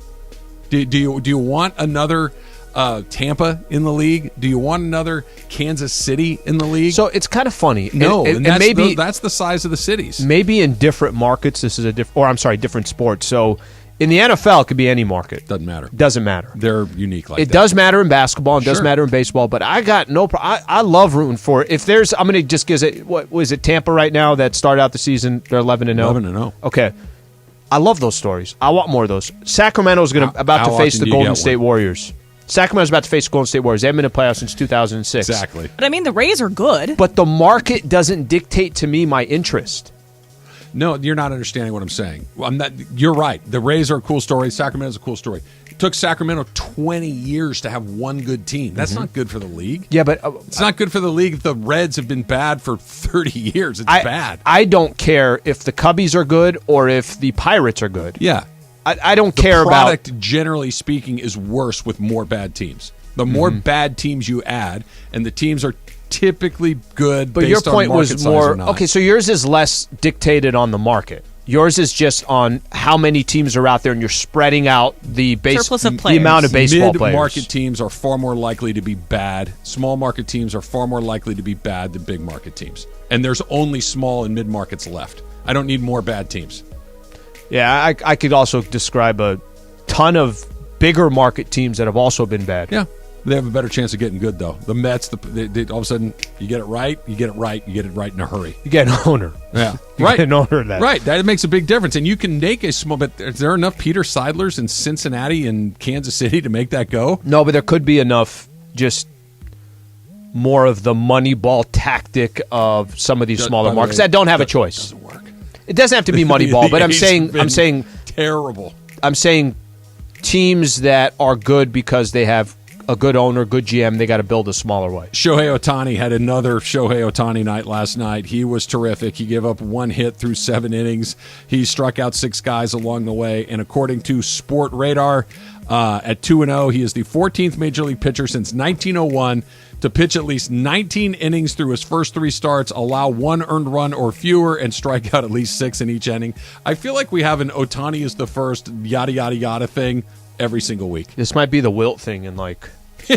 It definitely will be. It'll be. Well, it won't be. Wilt is the top of the list or on the list. His list is just him.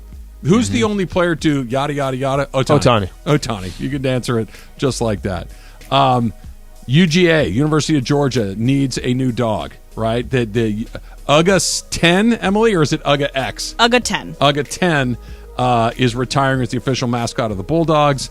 They need a new one, Slee. So if you have any Bulldog recommendations, an English for Bulldog, them, yeah, one of the little one of these guys, not the little flat-faced ones that people carry. Well, they in the have purse. Boom. Boom is coming up next. He's a 10-month-old English Bulldog, but it's UGA 10 is a hard one to follow because they won 2 chips under UGA.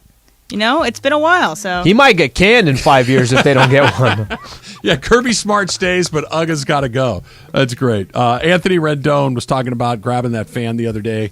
It's just a lot of stuff that's happened over the last 3 years. It's just compounded one way or the other.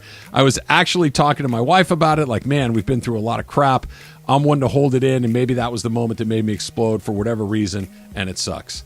That's kind of a good explanation as to what happened. That I came here, I took everybody's money, and I haven't played well. And I at least it was real. It sounds night. genuine. Yeah. You don't get that. I mean, there's a lot of times somebody would just put out BS there. That one sounds genuine. He may be, pitching aside, he may be the difference between them being really good or not. If he's good and he's off to a decent start. Is he the Muncy of... He's a much better player than Muncy. I mean, as evidenced by $38 million a year. But yes, if he can protect those other 2 guys a little bit, it's a very, very different team. Let's do a little super crosstalk. ESPN AM 710 Los Angeles. KRDC AM 1110 Pasadena, Los Angeles. K256CX 99.1 FM Pasadena, Los Angeles. It's the greatest segment in LA sports radio history. Oh my God. When the shows come together for magic on the radio. It will only grow stronger. Super Crosstalk. Are we ready for Mason and Ireland to join Travis and Slee? Super Crosstalk begins. Super Crosstalk presented by In-N-Out Burger. In-N-Out. That's what a hamburger is all about. It's time for Super Crosstalk. All right, John, I want to start right here, and I don't want to spend a ton of time talking about the Lakers, but you're calling the game. Yeah. Anthony Davis gets whistled for that foul. First thing that goes through your head. Maybe top 3 boneheaded plays I've ever seen by a Laker. Had a brain fart. Brain fart, as he put it. Yeah. I mean, I appreciate his effort trying to get out there, but you cannot, under any condition, even go anywhere near that guy's landing area. Okay, But end-of-game situations in the NBA, there is not anybody that's good at them. Not one, not any team in the league. Is it because they're hard to do? Is it because they're not coached well? Is it because people lose their minds in their stressful situations? All of the above. Yeah. And, the Lakers got that game at home because earlier in the year, New Orleans had the exact same situation, and they didn't guard Matt Ryan. And Austin Reeves threw it to Matt Ryan, and he threw in a three. Right. It sent the game to overtime, just like last night. And then the Lakers won it in overtime. But that was an incredibly tense game. Yeah. It was just like I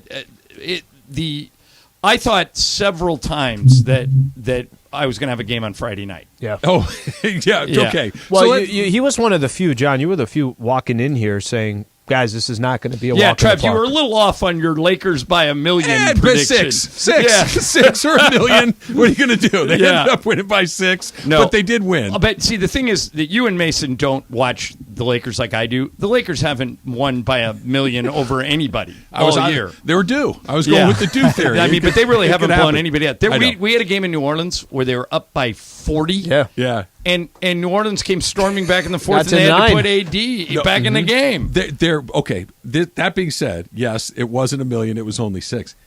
Isn't that the exact recipe for a blowout, what we saw last night, where their best player had the worst night of his life? Their second best player was in foul trouble.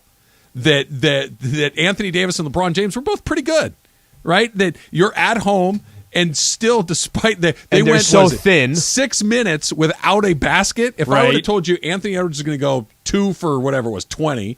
He's going to go 0 for the three-point line. Karl-Anthony Towns is going to spend almost the entire fourth quarter on the bench with foul trouble. They're going to have a 5-minute stretch where they don't score a field goal. What's the result of the game? You'd be like, Lakers by a million. Right, but if I came back at you with D'Angelo Russell went 1 for 9, Austin Reeves went 2 for 7. So was he. Yeah, they got 0 points, out of Jared Vanderbilt, a starter on the team.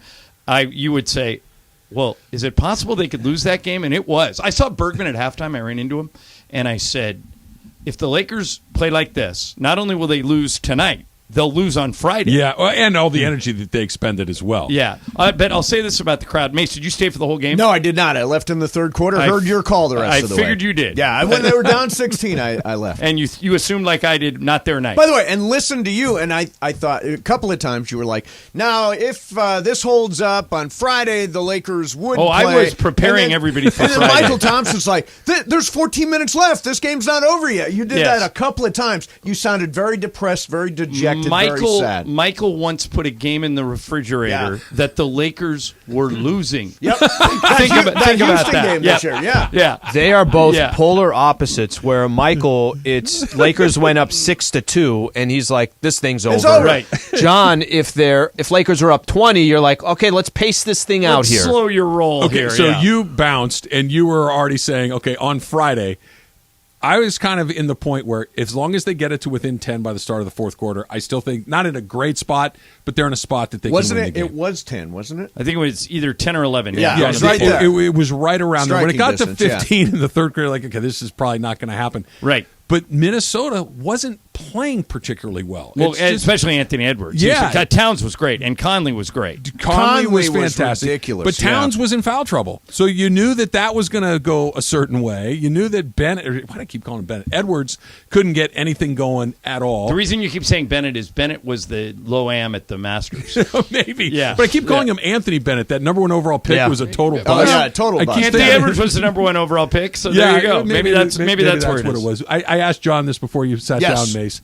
Were you at home? Were you watching it on TV? Yeah, by the time? I heard the third quarter, the rest of the third quarter in the car, and then I saw the fourth quarter when at home. AD fouled Conley at the end of the game. You were. I thought after Dennis Schroeder hit the shot, I'm like, that's it. John's call I've heard on the radio. Yeah. John's call was like, game winner. There's the game winner. Should have been. It should have been. Of course, it should have been. Did you know Anthony Davis would make that mistake? Mace- Was that a foul? I guess it was a foul. Yeah, it was a foul. The Anthony Davis play was a foul. It's kind of a ticky-tack one, but it's a foul. Well, if they would have had their challenge, they would have used it. And by the way, Trav, I know we've been texting about this. Yeah. Under the Emily Hebel plan, where if you keep your challenge if you're right, they could have challenged again. Right. And what I was telling you is, if you do that, if you add... because I used to advocate for what you're advocating for. I said, why am I being punished if I'm right? Right. And they said to me, there are two things that if you advocate for, they are absolute non-starters. Any rule that adds more time to the game is a non-starter. And anybody that says, I got a plan to lower the amount of games in the season, the NBA just says, thanks. Yeah, thanks for coming. Isn't that the Steve Kerr plan? Like is to Steve go to Kerr keeps 70 advocating games. for 66, and if you ask Adam Silver about it, he'll just roll his eyes. Well, they'll just and go, load manage 66. It's not like that's they'll gonna get change. 66 games on their terms if you're not going to give it to them on their terms. I just have a problem with if there's a mistake that the coach can see from the bench was wrong, and I say, hey, you blew it, and I'm right, well, I'm done with that right now. I understand the idea of not wanting to extend games and make them longer. I understand that. But if replay is designed to fix egregious mistakes and you make 5 egregious mistakes, I shouldn't be punished because I only get to do it. Maybe this will make you feel a little better. They're not going to let you do that. But if the ref that made the 5 mistakes will be fired. They get rid of the bottom 5% every year. That. I'm okay with the Let bottom 5%. me ask you about one play in particular, which was the loose ball foul that was called on LeBron James with both guys diving on the floor. If that had gone to review, and again the Lakers had used their review, how would that have gone? I think they still were both diving after the ball. But the first guy had possession. I think LeBron initiated the contact. I think that would have been a foul. He went. Now, what about the Anthony I Davis hate play? the call. Yeah, I did not like the call. Guys diving for a loose ball. Guys diving for a loose ball. See, if I was a ref, I would not have called Anthony Davis for that bump because the last play of the game of because regulation it decides the game. And Conley had already let go of the ball. He'd let go of the ball, but don't you have to let a guy land cleanly? You do have to let him. Yeah, But I I probably, let him land cleanly. if I'm a ref, if I'm about to blow my whistle with 0.1 to decide the game, it better be full-on assault. I just probably wouldn't have done it. But I'm not sure they would have won that review. Let's say that it's flipped around. It's LeBron James taking that 3, and Anthony Bennett clips him. You want that Anthony call. Edwards. Anthony Bennett. Did I say Bennett again? Yeah, once again. If Anthony Bennett came back and played in the league, I actually think we should only call him Bennett moving forward. Let's find Anthony Bennett. What's he doing now? Anthony Bennett was like the key to last night's game. Have any of those that you just keep getting the name wrong? Yeah, no, over and over I again? do that all the time. Are you kidding me? Anthony Edwards. Yeah. You want that call. Yeah, you want that call. When Jaden McDaniels and Jared Vanderbilt were on the same team, I would always confuse those guys. And by the way, Trav, here's your nightmare. There are 2 Jalen Williams in the starting lineups on OKC, and they both start. Doesn't one of them go by Jay, I think? No, one goes by J. Will and one goes by J. Dub. Yeah, but our audience doesn't know that. Yeah, good luck. So I just said Jalen Williams anytime either one of them had the ball. Mace, you had a seat right next to me. Where were you? I didn't know I had a seat. You had your name tag right there. I didn't know. Nobody told me I had a seat. In fact, I was So told where did you watch the game? I watched it from our suite. I thought you were committed to stay for the whole game. What happened? It was going well. It wasn't going well, and I thought, well, maybe I am the jinx. Maybe I should leave. Okay, so now, based on the fact that you left and came back and won, you can't go anymore. No, because I think it's a new series. New series, new attitude. I was getting a lot of you jinxed us during that. I was too. The first half on the of Twitter. the game. Well, the third quarter of the game. Let's not sugarcoat this. I ran into several people at halftime that were making plans for Friday night, including me. Yeah. I thought this just doesn't feel right, and I said they're not defending the 3-point line. D'Angelo Russell doesn't have it tonight for some reason. And Minnesota's playing like a team possessed. Hitting big shots every time when Lakers would go on a run. Yeah. And by the way, right at the end of that, I thought, end of the second quarter, okay, Lakers have figured it out. Then Minnesota goes on a 13-2 run right at the end of the quarter. The Lakers never made their run, though, right? The NBA is about runs. The Lakers didn't have that run. It was just sort of inching their way back into Usually, it. even a bad team's going to have that 15-5 run at some point, right? And the Lakers are not a bad team. They're, I think, a pretty good team right now. They never really had it. They could not do anything right last night, and they still wiggled off the hook. You know who I watched the second quarter with?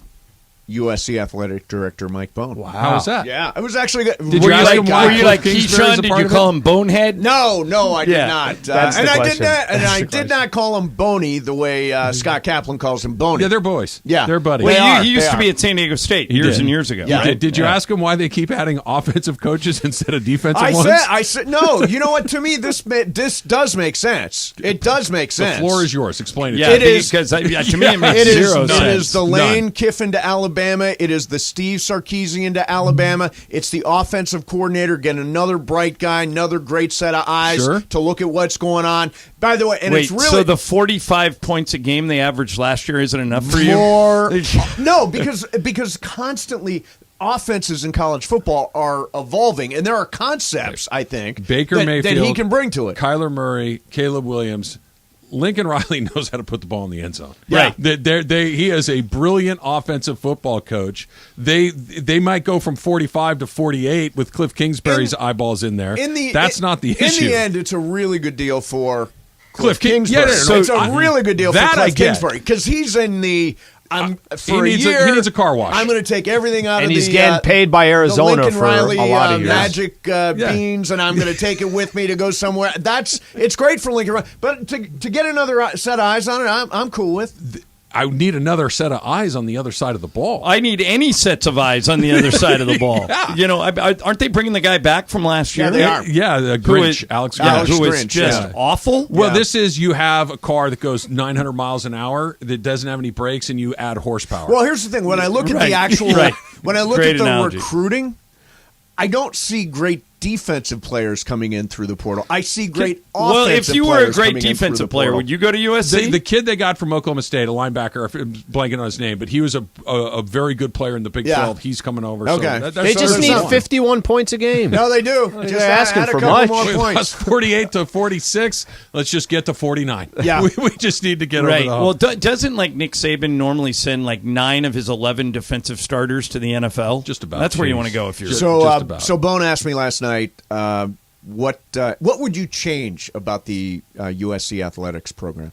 And I said, you got to get a better radio station. And you know what? They really do. I mean, I don't know what station I don't even they're know on, what but station they're on. I think they're on. I think I know. Is it a news station? Yeah, I think is they're it a on news station? 790. Are they KBC? KBC. Yeah, I they're on think KBC. yeah. Well, see, the problem with that is, and I'm not just saying this because I work here, is that KBC isn't a sports station. Right. Correct. So basically, you're buying time for 3 hours, and then nobody talks about you. If you're on a sports station, if you're here, or if Mike's you're on on all 570, you're talking about it all week. Now, he didn't say anything specific, but I said, I did the network pregame show for 8 years, and he said, we'd love to have you back. So is this you announcing you're going to KBC? No, this is announcing that I don't know. Could USC football wind up back here?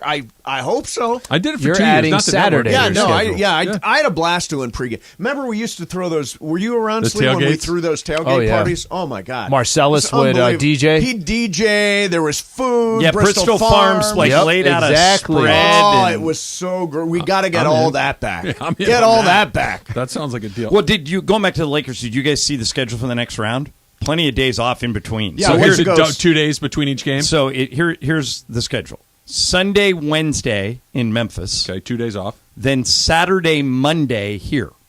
2 days off, 2 days off. Yeah. Or no, 1 day off for the last You one. couldn't ask Yeah. for anything better for the Right. Lakers. For the You Lakers, really couldn't exactly. ask for anything Yeah. better. So Because I'll it's tell you kind of what, lining up for him. End of that game, LeBron was gassed. He was 45 minutes. I was Mace. trying to explain that to Michael, and this was Michael's take on it. Oh, Ireland, don't even bring that up. These guys are fine. They're young. I go, why are Gassed. they all bent over holding with their hands LeBron on their James knees? is not young.